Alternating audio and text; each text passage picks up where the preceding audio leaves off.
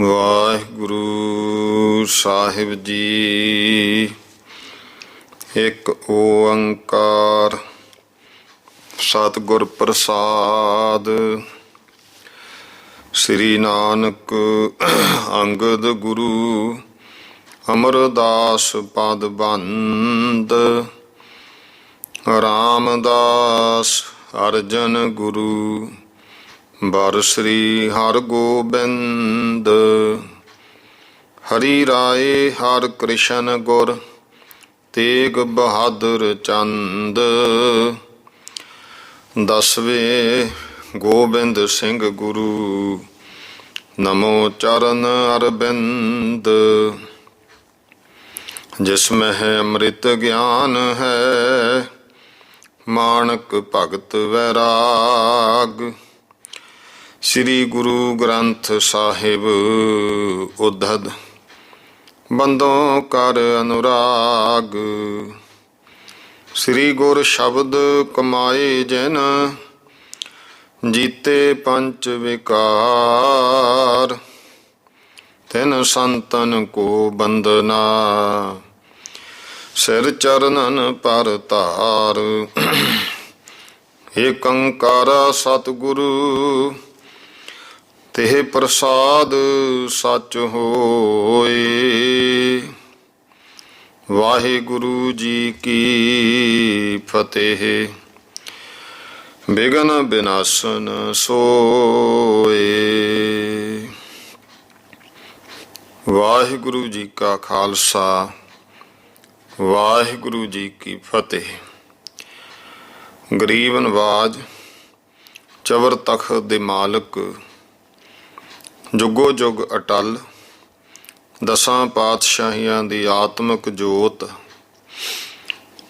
ਧੰਨ ਧੰਨ ਸ੍ਰੀ ਗੁਰੂ ਗ੍ਰੰਥ ਸਾਹਿਬ ਜੀ ਮਹਾਰਾਜ। ਗੁਰੂ ਸਾਹਿਬ ਜੀ ਦੀ ਕਿਰਪਾ ਬਖਸ਼ਿਸ਼ ਹੋਈ ਹੈ ਜੋ ਸ਼ਾਮ ਦਾ ਸਮਾਂ ਗੁਰੂ ਮਹਾਰਾਜ ਦੇ ਦਰ ਘਰ ਦੀ ਹਾਜ਼ਰੀ ਸਤਸੰਗ ਘੜੀਆਂ ਪ੍ਰਾਪਤ ਹੋਈਆਂ ਹਨ। ਆਓ ਜੋ ਲੜੀਵਾਰ ਗੁਰੂ ਘਰ ਦੀ ਮਰਜ਼ਾਦਾ ਦੇ ਅਨੁਸਾਰ ਸ਼ਾਮ ਸਮੇਂ ਇਤਿਹਾਸ ਦੀ ਕਥਾ ਦਾ ਸਮਾਂ ਹੈ।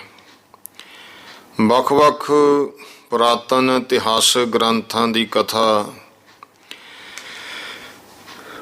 ਜੋ ਕਿ ਜਿਵੇਂ ਸ੍ਰੀ ਗੁਰਪ੍ਰਤਾਪ ਸੂਰਜ ਗ੍ਰੰਥ, ਪ੍ਰਾਚੀਨ ਪੰਥ ਪ੍ਰਕਾਸ਼, ਨਵੀਨ ਪੰਥ ਪ੍ਰਕਾਸ਼ ਇਤਿਆਦਿਕ ਜਿਹੜੇ ਕਿ ਛੰਦਾਬੰਦੀ ਕਾਵ ਰਚਨਾ ਦੇ ਗ੍ਰੰਥ ਹਨ, ਉਸੇ ਲੜੀ ਤਹਿਤ ਸ੍ਰੀ ਗੁਰਪੁਰ ਪ੍ਰਕਾਸ਼ ਗ੍ਰੰਥ ਕਵੀ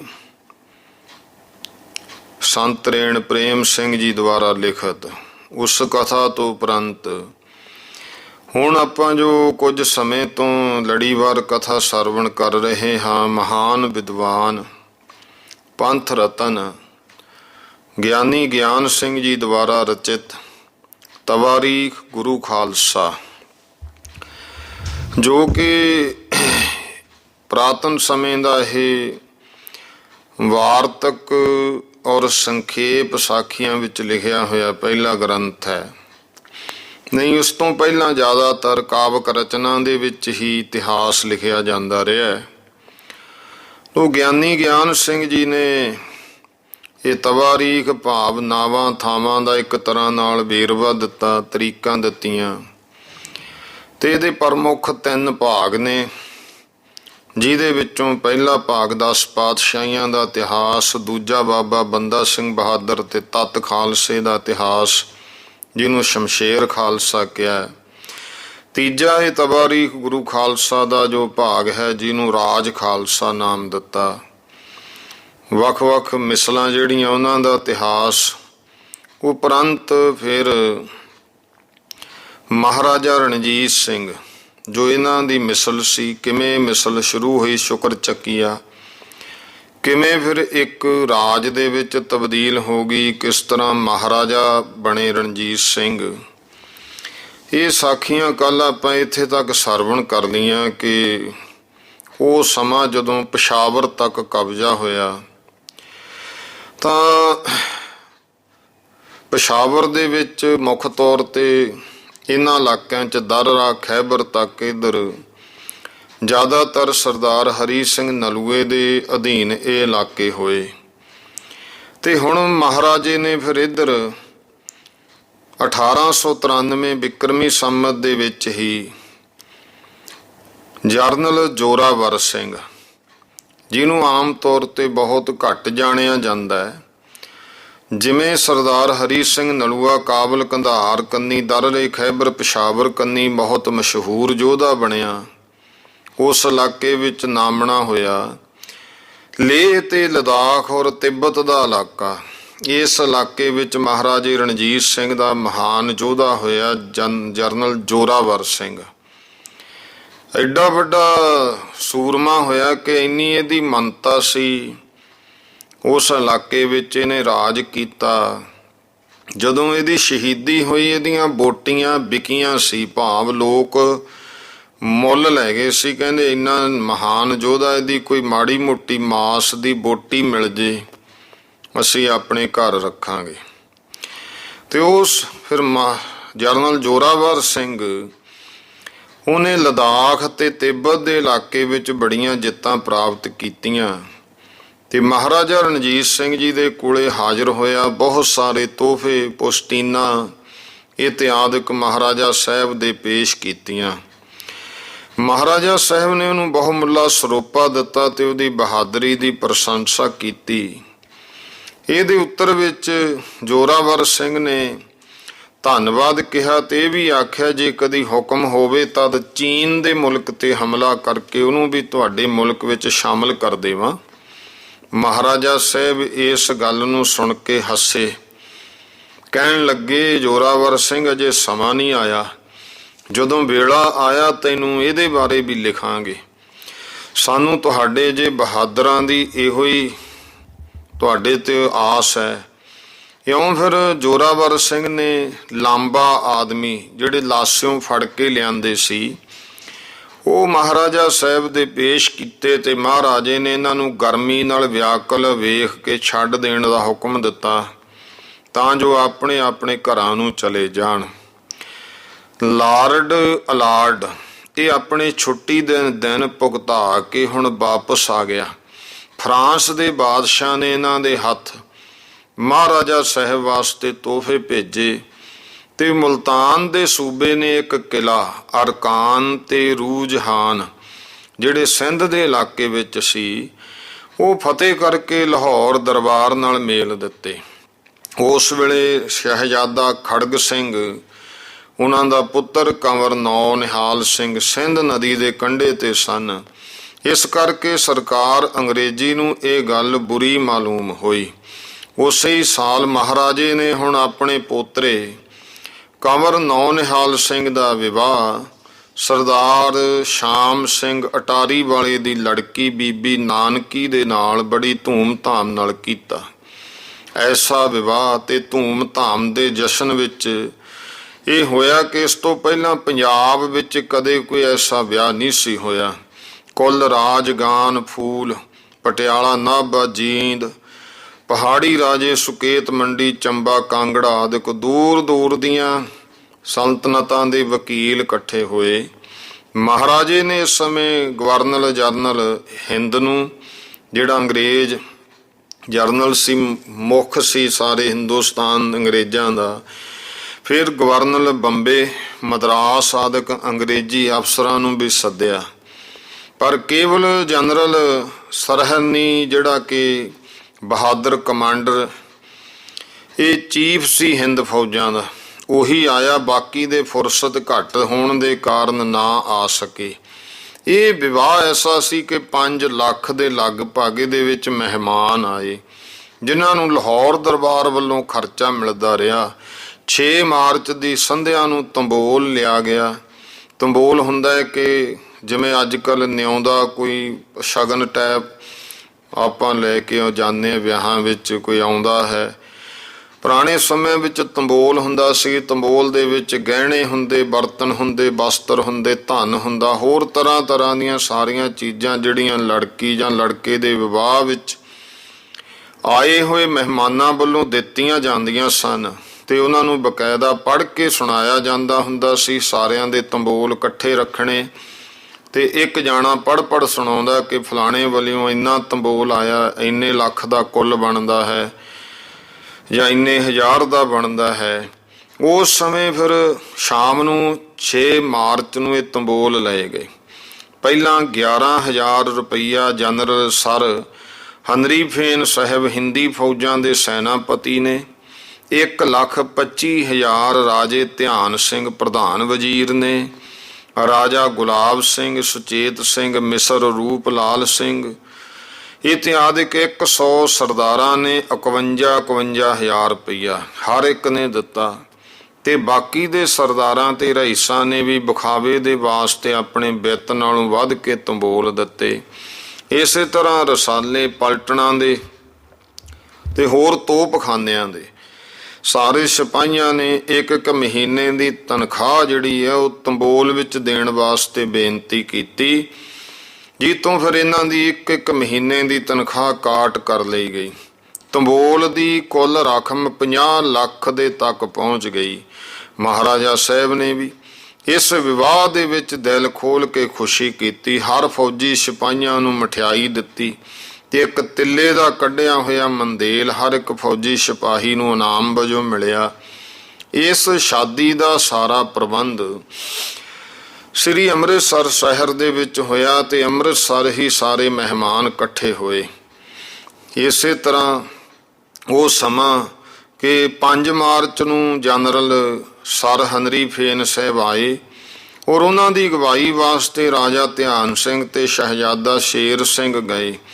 ਪਿੰਡ ਕਥਾਲੀ ਦੇ ਲਾਗੇ ਉਹਨਾਂ ਦਾ ਉਤਾਰਾ ਕੀਤਾ ਗਿਆ। ਦੂਜੇ ਦਿਨ 6 ਤਰੀਕ ਨੂੰ ਰਾਮਬਾਗ ਦੇ ਵਿੱਚ ਉਹਨਾਂ ਦੀ ਮਹਾਰਾਜਾ ਸਾਹਿਬ ਦੇ ਨਾਲ ਬੜੀ ਧੂਮ-ਧਾਮ ਨਾਲ ਮੁਲਾਕਾਤ ਹੋਈ। ਉਸ ਸਮੇਂ ਵੀ ਮਹਾਰਾਜੇ ਨੇ ਰੋਪੜ ਦੀ ਤਰ੍ਹਾਂ ਬਹੁਤ ਧੂਮ-ਧਾਮ ਨਾਲ ਰੌਣਕਾਂ ਕੀਤੀਆਂ। 7 ਮਾਰਚ ਮੁਤਾਬਕ 21 ਫੱਗਣ 1893 ਬਿਕਰਮੀ ਨੂੰ ਕਮਰ ਨੌ ਨਿਹਾਲ ਸਿੰਘ ਲਾੜਾ ਉਹਦੇ ਸਿਰ ਤੇ ਸ੍ਰੀ ਹਰਿਮੰਦਰ ਸਾਹਿਬ ਜੀ ਜਾ ਕੇ ਫੁੱਲਾਂ ਤੇ ਜਵਾਹਰਾਤ ਦਾ ਸਿਹਰਾ ਬੰਨ੍ਹਿਆ ਗਿਆ। 500 ਰੁਪਈਆ ਨਗਦ ਸ੍ਰੀ ਗੁਰੂ ਗ੍ਰੰਥ ਸਾਹਿਬ ਜੀ ਦੀ ਉਸ ਸਮੇਂ ਭੇਟਾ ਚੜਾਇਆ ਗਿਆ। ਇਸੇ ਤਰ੍ਹਾਂ ਨਾਲ 150 ਰੁਪਏ ਸ੍ਰੀ ਅਕਾਲ ਤਖਤ ਸਾਹਿਬ ਤੇ 125 ਰੁਪਏ ਹਰ ਇੱਕ ਗੁਰਦੁਆਰਾ ਸਾਹਿਬ ਵਿੱਚ ਅਰਦਾਸ ਕਰਵਾਈ ਗਈ। 500 ਅਕਾਲੀ ਸਿੰਘਾਂ ਨੂੰ ਦਿੱਤਾ ਗਿਆ। ਤੀਜੇ ਪਹਿਰ ਬੜੀ ਸਾਜ-ਧਾਜ ਦੇ ਨਾਲ ਬਰਾਤ ਚੜ੍ਹ ਕੇ ਰਵਾਨਾ ਹੁੰਦੀ ਹੈ।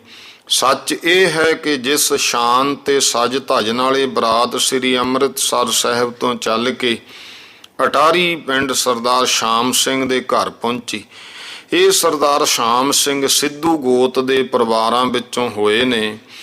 ਪੁਰਾਣੇ ਸਮੇਂ ਜੈਸਲਮੇਰ ਵੱਲੋਂ ਉੱਠ ਕੇ ਜਿਹੜੇ ਸਿੱਧੂ ਆਏ, ਇੱਧਰ ਆ ਕੇ ਆਪਣੇ ਕੋਲੇ ਪਿੰਡ ਹੈ, ਇਹਨਾਂ ਦੇ ਜਿਹੜੇ ਵਡੇਰੇ ਸਨ, ਇੱਕ ਦਾ ਨਾਮ ਸੀ ਕਾਹਨ ਚੰਦ, ਦੂਜੇ ਦਾ ਨਾਮ ਸੀ ਜਗਮਲ। ਕਾਹਨ ਚੰਦ ਨੇ ਕੌਂਕੇ ਪਿੰਡ ਵਸਾਇਆ ਤੇ ਜਗਮਲ ਨੇ ਆਪਣੇ ਨਾਮ ਤੇ ਜਗਰਾਓ ਵਸਾਇਆ, ਜਿਹਨੂੰ ਆਪਾਂ ਜਾਣਦੇ ਆ ਆਪਣੇ ਬਿਲਕੁਲ ਨਾਲ ਹੈ। ਤੇ ਇੱਥੇ ਇਹਨਾਂ ਸਰਦਾਰਾਂ ਇੱਥੋਂ ਫਿਰ ਹੌਲੀ ਹੌਲੀ ਇਹਨਾਂ ਦੇ ਜਿਹੜਾ ਦਾਦਾ ਸੀ ਉਹ ਇੱਥੋਂ ਉੱਠ ਕੇ ਜਿਹੜਾ ਅਟਾਰੀ ਪਿੰਡ ਹੈ, ਇੱਥੇ ਅਸਲ ਵਿੱਚ ਇੱਕ ਅਟਾਰੀ ਜਿਹਨੂੰ ਆਪਾਂ ਹਵੇਲੀ ਕਹਿੰਦੇ ਆ, ਕਿਸੇ ਇਲਾਕਿਆਂ ਵਿੱਚ ਅਟਾਰੀ ਕਿਹਾ ਜਾਂਦਾ ਹੈ, ਉਹ ਅਟਾਰੀ ਬਣਾਈ ਸੀ। ਹੌਲੀ ਹੌਲੀ ਘਰ ਪਏ, ਉਸ ਅਟਾਰੀ ਤੋਂ ਹੀ ਫਿਰ ਇਹ ਨਗਰ ਵਸ ਗਿਆ ਤੇ ਨਾਮ ਵੀ ਅਟਾਰੀ ਪਿਆ। ਇਸ ਤਰ੍ਹਾਂ ਫਿਰ ਉੱਥੇ ਦਾ ਸਰਦਾਰ ਸ਼ਾਮ ਸਿੰਘ ਜੀ ਦੀ ਮਿੱਤਰਤਾ ਮਹਾਰਾਜੇ ਰਣਜੀਤ ਸਿੰਘ ਨਾਲ ਹੈ। ਉਸ ਦੀ ਲੜਕੀ ਦੀ ਸ਼ਾਦੀ ਮਹਾਰਾਜੇ ਦੇ ਪੋਤਰੇ ਨਾਲ ਹੁੰਦੀ ਹੈ। ਬਰਾਤ ਉੱਥੇ ਪਹੁੰਚਦੀ ਹੈ, ਉਹਦਾ ਵਰਣਨ ਕਰਨਾ ਗਿਆਨੀ ਗਿਆਨ ਸਿੰਘ ਜੀ ਕਹਿੰਦੇ ਕਲਮ ਦੀ ਤਾਕਤ ਤੋਂ ਬਾਹਰ ਦੀ ਗੱਲ ਹੈ। ਪਾਠਕ ਸੁਣਨ ਵਾਲੇ ਇਹ ਸੋਚ ਸਕਦੇ ਆ, ਜਿਸ ਵਿਆਹ ਦੇ ਵਿੱਚ 5 ਲੱਖ ਮਹਿਮਾਨ ਆਏ ਹੋਣ, ਉਸ ਬਰਾਤ ਦੀ ਧੂਮ ਧਾਮ ਤੇ ਭੀੜ ਦਾ ਟਿਕਾਣਾ ਕੀ ਹੋਵੇਗਾ। ਨਾ ਹਾਥੀਆਂ ਦੀ ਗਿਣਤੀ ਸੀ, ਨਾ ਘੋੜਿਆਂ ਦਾ ਲੇਖਾ, ਤੇ ਇਕੱਠ ਭੀੜ ਇੰਨੀ ਸੀ ਰਾਹ ਚੱਲਣ ਨੂੰ ਨਹੀਂ ਸੀ ਮਿਲਦਾ। ਕਦਮ ਕਦਮ ਤੇ ਤੋਪਾਂ ਦੀਆਂ ਛਲਕਾਂ ਹੁੰਦੀਆਂ, ਗੋਲਿਆਂ ਦੀ ਧਮਕ ਹੁੰਦੀ, ਧਰਤੀ ਤੇ ਆਕਾਸ਼ ਗੂੰਜ ਰਹੇ ਸਨ। ਐਡੇ ਵੱਡੇ ਇਕੱਠ ਦੇ ਸ਼ੋਰ ਬਾਜਿਆਂ ਦੇ ਜ਼ੋਰ ਨਾਲ ਕੰਨ ਪਾਟੇ ਜਾਂਦੇ। ਇੱਕ ਦੂਜੇ ਦੀ ਗੱਲ ਬੜੀ ਔਖਿਆਈ ਨਾਲ ਸੁਣੀ ਜਾ ਸਕਦੀ ਸੀ। ਅੱਗੇ ਅੱਗੇ ਤਖਤ ਰਵਾਂ, ਉਹਦੇ ਪਿੱਛੇ ਸਜਾਵਟ ਦਾ ਸਮਾਨ, ਤਰ੍ਹਾਂ ਤਰ੍ਹਾਂ ਦੇ ਬੇਲ ਬੂਟੇ, ਫੁੱਲ ਬਾਗ, ਮਹਿਲ ਮਾੜੀਆਂ ਜਿਨ੍ਹਾਂ ਦੇ ਵਿੱਚ ਹਜ਼ਾਰਾਂ ਰੁਪਈਆਂ ਦਾ ਸੋਨਾ ਲੱਗਿਆ ਹੋਇਆ ਹੈ। ਫਿਰ ਮਹਾਰਾਜੇ ਦੇ ਕੋਤਲ ਘੋੜੇ, ਸੋਨੇ ਚਾਂਦੀ ਦੇ ਗਹਿਣੇ ਪਾਏ, ਨੱਚਦੇ ਕੁੱਦਦੇ ਟੱਪਦੇ, ਜਿਨ੍ਹਾਂ ਦੇ ਪਿੱਛੇ ਮਹਾਰਾਜਾ ਦਾ ਬਾਡੀਗਾਰਡ ਸਵਾਰ।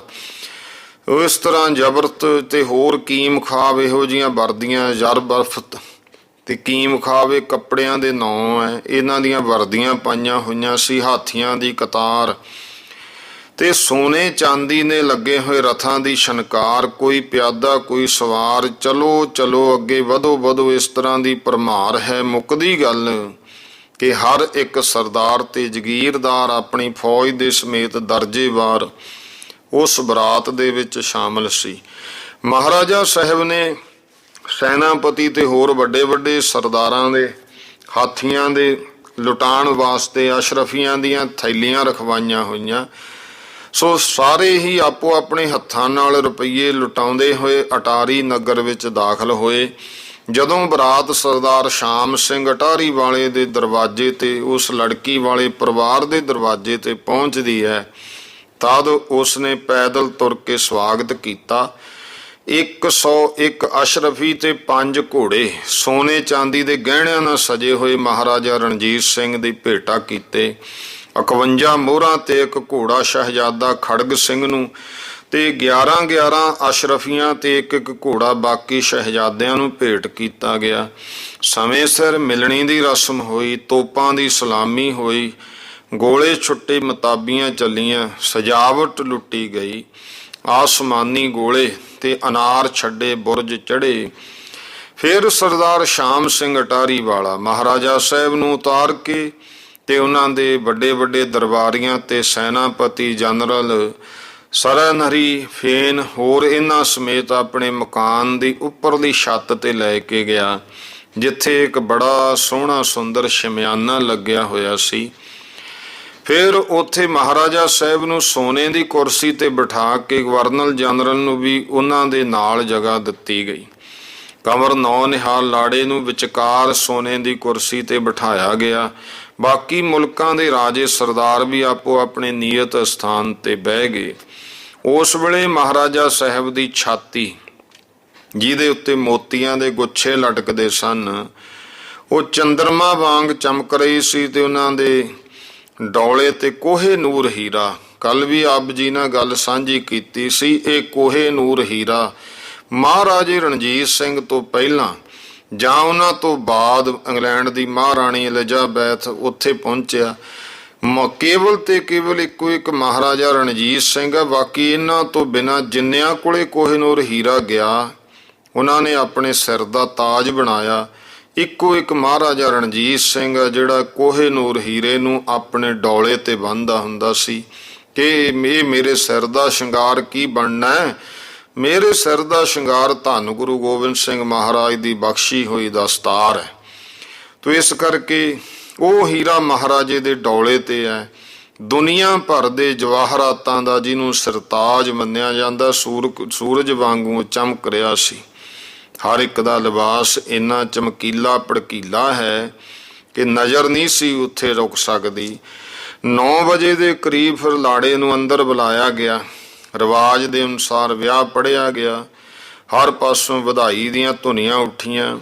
ਫਿਰ ਆਤਿਸ਼ਬਾਜ਼ੀ ਜੋ ਕਈ ਕੋਹਾਂ ਵਿੱਚ ਗੱਡੀ ਹੋਈ ਸੀ, ਉਹ ਚਲਾਈ। ਸਾਰੀ ਰਾਤ ਗਹਿਮਾ ਗਹਿਮ ਹੋਈ। ਦੂਜੇ ਦਿਨ ਸਵੇਰੇ ਵਾੜਾ ਦੇਣ ਦਾ ਪ੍ਰਬੰਧ ਮਹਾਰਾਜਾ ਸਾਹਿਬ ਨੇ ਇਸ ਤਰ੍ਹਾਂ ਕੀਤਾ ਕਿ ਚੌਹੀਂ ਪਾਸੇ ਫੌਜ ਨੂੰ ਇਕੱਠਾ ਕਰਕੇ ਖਲਕਤ ਨੂੰ ਵਿਚਕਾਰ ਲੈ ਕੇ 4-5 ਰਾਹ ਤੋਂ ਇੱਕ 2 ਰੁਪਈਏ ਦੇ ਕੇ ਬਾਹਰ ਖਲਕਤ ਨੂੰ ਕੱਢਣਾ ਸ਼ੁਰੂ ਕੀਤਾ। 1 ਲੱਖ ਰੁਪਈਏ ਤੋਂ ਉੱਪਰ ਉਸ ਸਮੇਂ ਆਦਮੀਆਂ ਨੂੰ ਤੇ ਇਸ ਤਰ੍ਹਾਂ ਗਰੀਬਾਂ ਨੂੰ ਦਾਨ ਦਿੱਤਾ ਗਿਆ। ਫਿਰ ਪਿਛਲੇ ਪਹਿਰ ਸਰਦਾਰ ਸ਼ਾਮ ਸਿੰਘ ਅਟਾਰੀ ਵੱਲੋਂ ਕੁਝ ਐਸੀਆਂ ਚੀਜ਼ਾਂ ਵਸਤੂਆਂ ਉਹ ਖਿਲਾਰ ਕੇ ਵਿਖਾਈਆਂ ਗਈਆਂ। ਪੁਰਾਣੇ ਸਮਿਆਂ ਵਿੱਚ ਇਉਂ ਸਾਰਾ ਕੁਝ ਬਾਹਰ ਰੱਖ ਕੇ ਵਿਖਾਇਆ ਜਾਂਦਾ ਹੁੰਦਾ ਸੀ। 101 ਘੋੜੇ ਸੋਨੇ ਚਾਂਦੀ ਗਹਿਣਿਆਂ ਨਾਲ ਸਜੇ ਹੋਏ, 101 ਗਊਆਂ ਸੋਨੇ ਚਾਂਦੀ ਗਹਿਣੇ ਉਹਨਾਂ ਤੇ ਪਾਏ ਹੋਏ।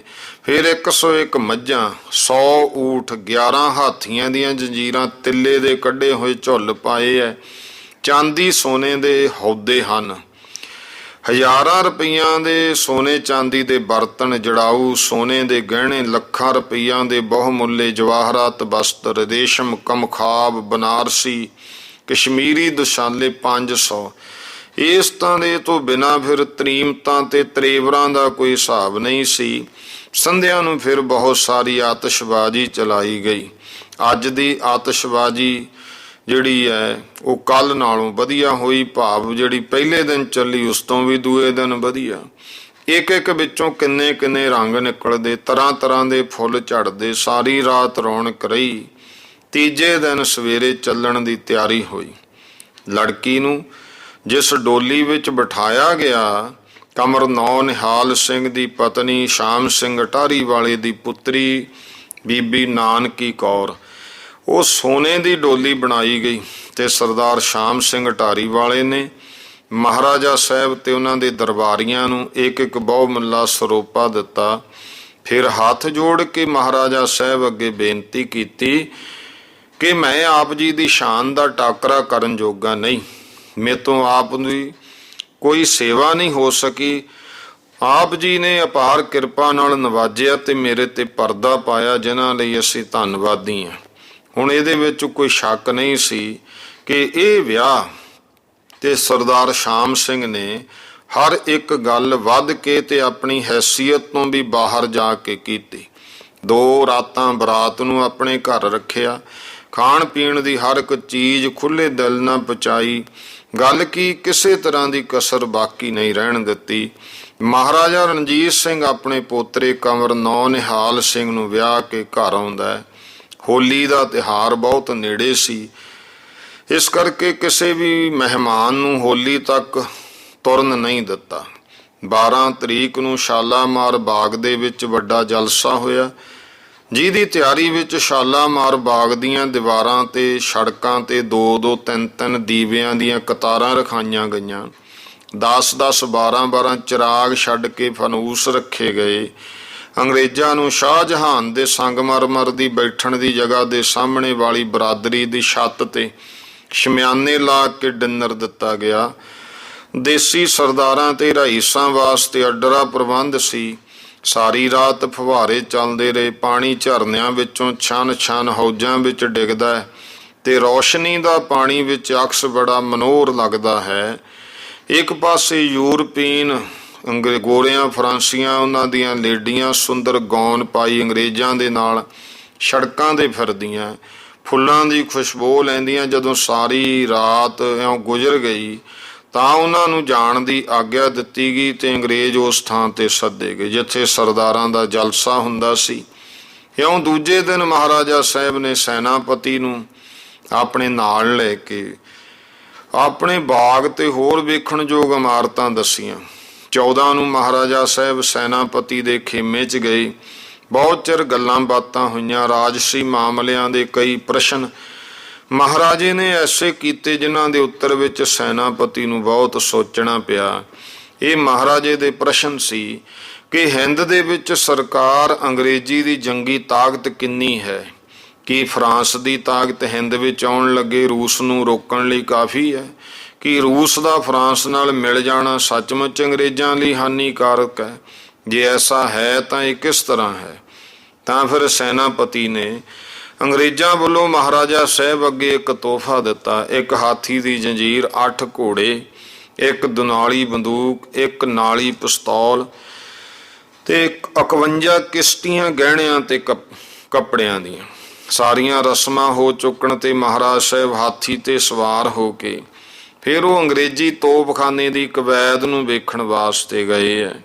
ਉੱਥੇ ਵੀ ਉਹਨਾਂ ਤੋਪਖਾਨੇ ਦੀ ਬਾਬਤ ਥੋੜ੍ਹੀ ਜਰਾ ਭੋਰਾ ਗੱਲ ਪੁੱਛੀ।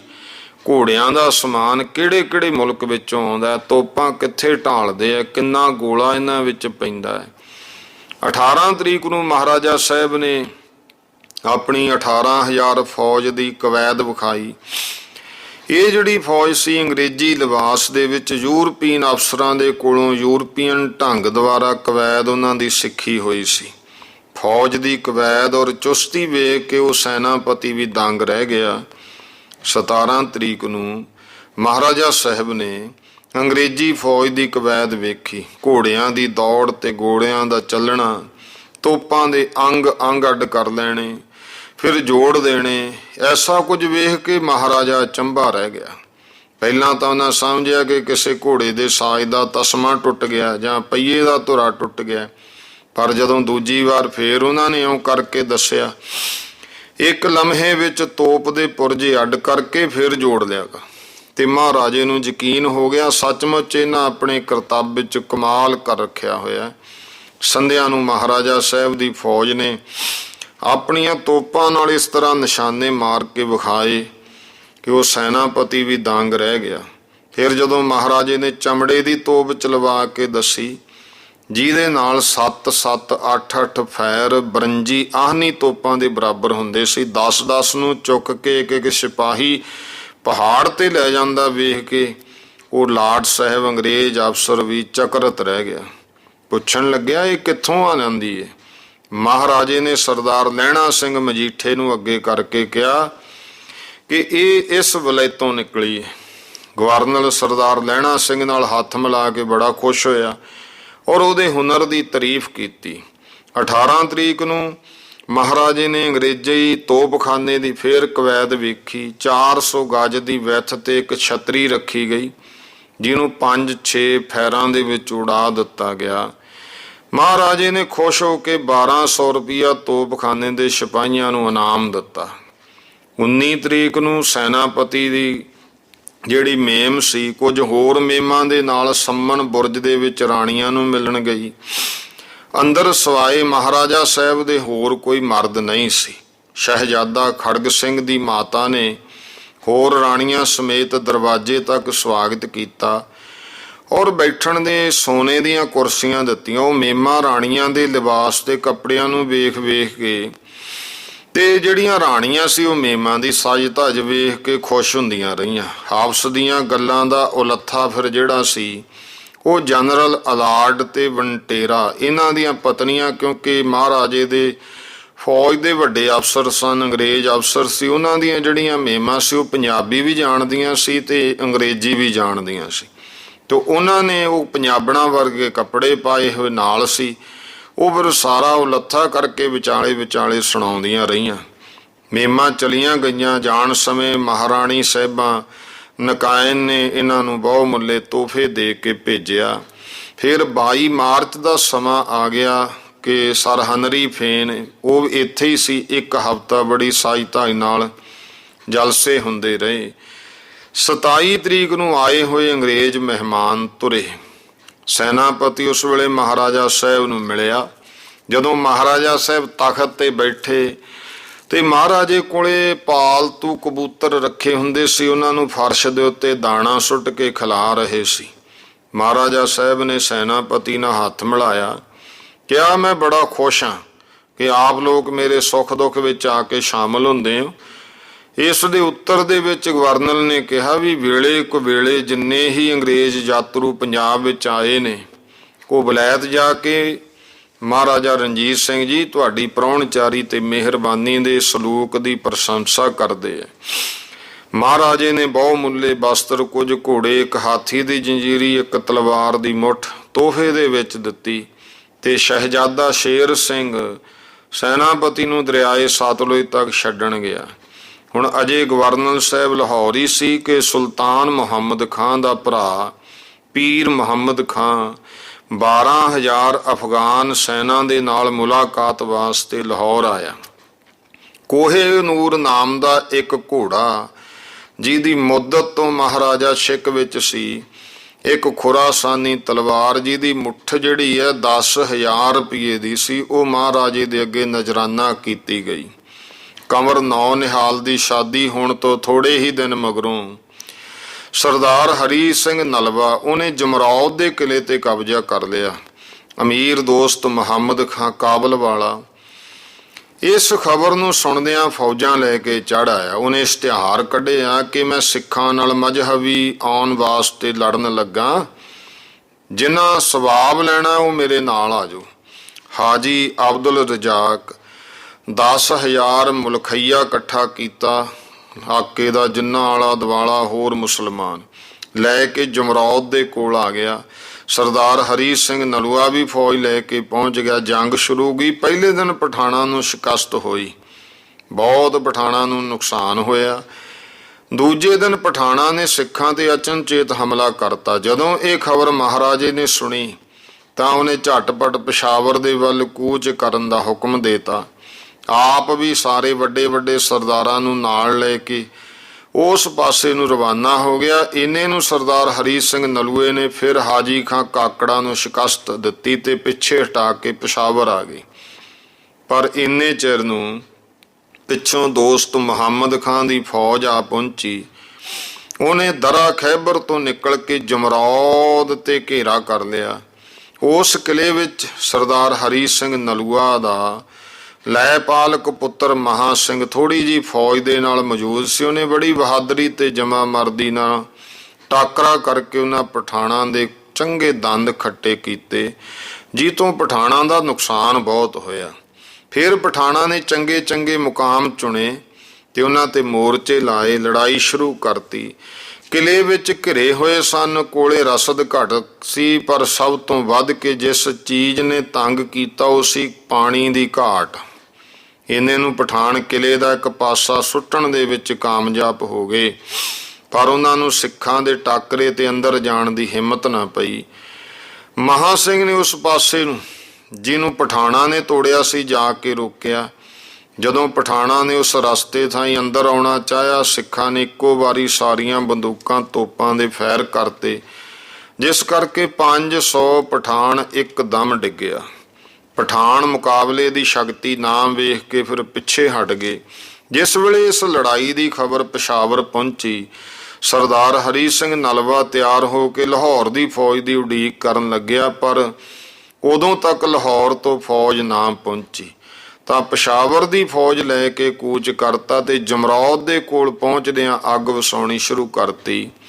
ਪਠਾਣਾਂ ਦਾ ਬਹੁਤ ਸਖਤ ਨੁਕਸਾਨ ਹੋਇਆ ਤੇ ਉਹ ਮੈਦਾਨ ਛੱਡ ਕੇ ਭੱਜ ਤੁਰੇ। ਸਿੱਖਾਂ ਨੇ ਅਲੀ ਮਸਜਿਦ ਤੱਕ ਉਹਨਾਂ ਦਾ ਪਿੱਛਾ ਕੀਤਾ। ਸਰਦਾਰ ਹਰੀ ਸਿੰਘ 2-4 ਸਾਥੀਆਂ ਸਮੇਤ ਮੈਦਾਨੀ ਜੰਗ ਵਿੱਚ ਖੜਾ ਇਹ ਹਾਲਤ ਵੇਖਦਾ ਰਿਹਾ। ਇੰਨੇ ਨੂੰ ਪਠਾਣਾਂ ਦਾ ਇੱਕ ਦਸਤਾ ਇੱਕ ਪਾਸਿਓਂ ਨਿਕਲ ਆਇਆ। ਉਹਨਾਂ ਦੀ ਇੱਕ ਗੋਲੀ ਨਾਲ ਸਰਦਾਰ ਹਰੀ ਸਿੰਘ ਨਲਵਾ ਜ਼ਖਮੀ ਹੋ ਗਿਆ। ਸਿੱਖ ਸਿਪਾਹੀ ਜਦੋਂ ਇੱਧਰ ਆਏ ਤੇ ਹਰੀ ਸਿੰਘ ਨਲਵੇ ਨੂੰ ਘਾਇਲ ਦੇਖਿਆ, ਬੜੇ ਸੋਚਾਂ ਵਿੱਚ ਪੈ ਗਏ। ਹਾਥੀ ਤੇ ਚੜਾ ਕੇ ਉਹਨਾਂ ਨੂੰ ਕਿਲੇ ਵਿੱਚ ਲਿਆਂਦਾ, ਜਿੱਥੇ ਪਹੁੰਚ ਕੇ ਸਰਦਾਰ ਹਰੀ ਸਿੰਘ ਨਲਵੇ ਦਾ ਅਕਾਲ ਚਲਾਣਾ ਹੋਇਆ।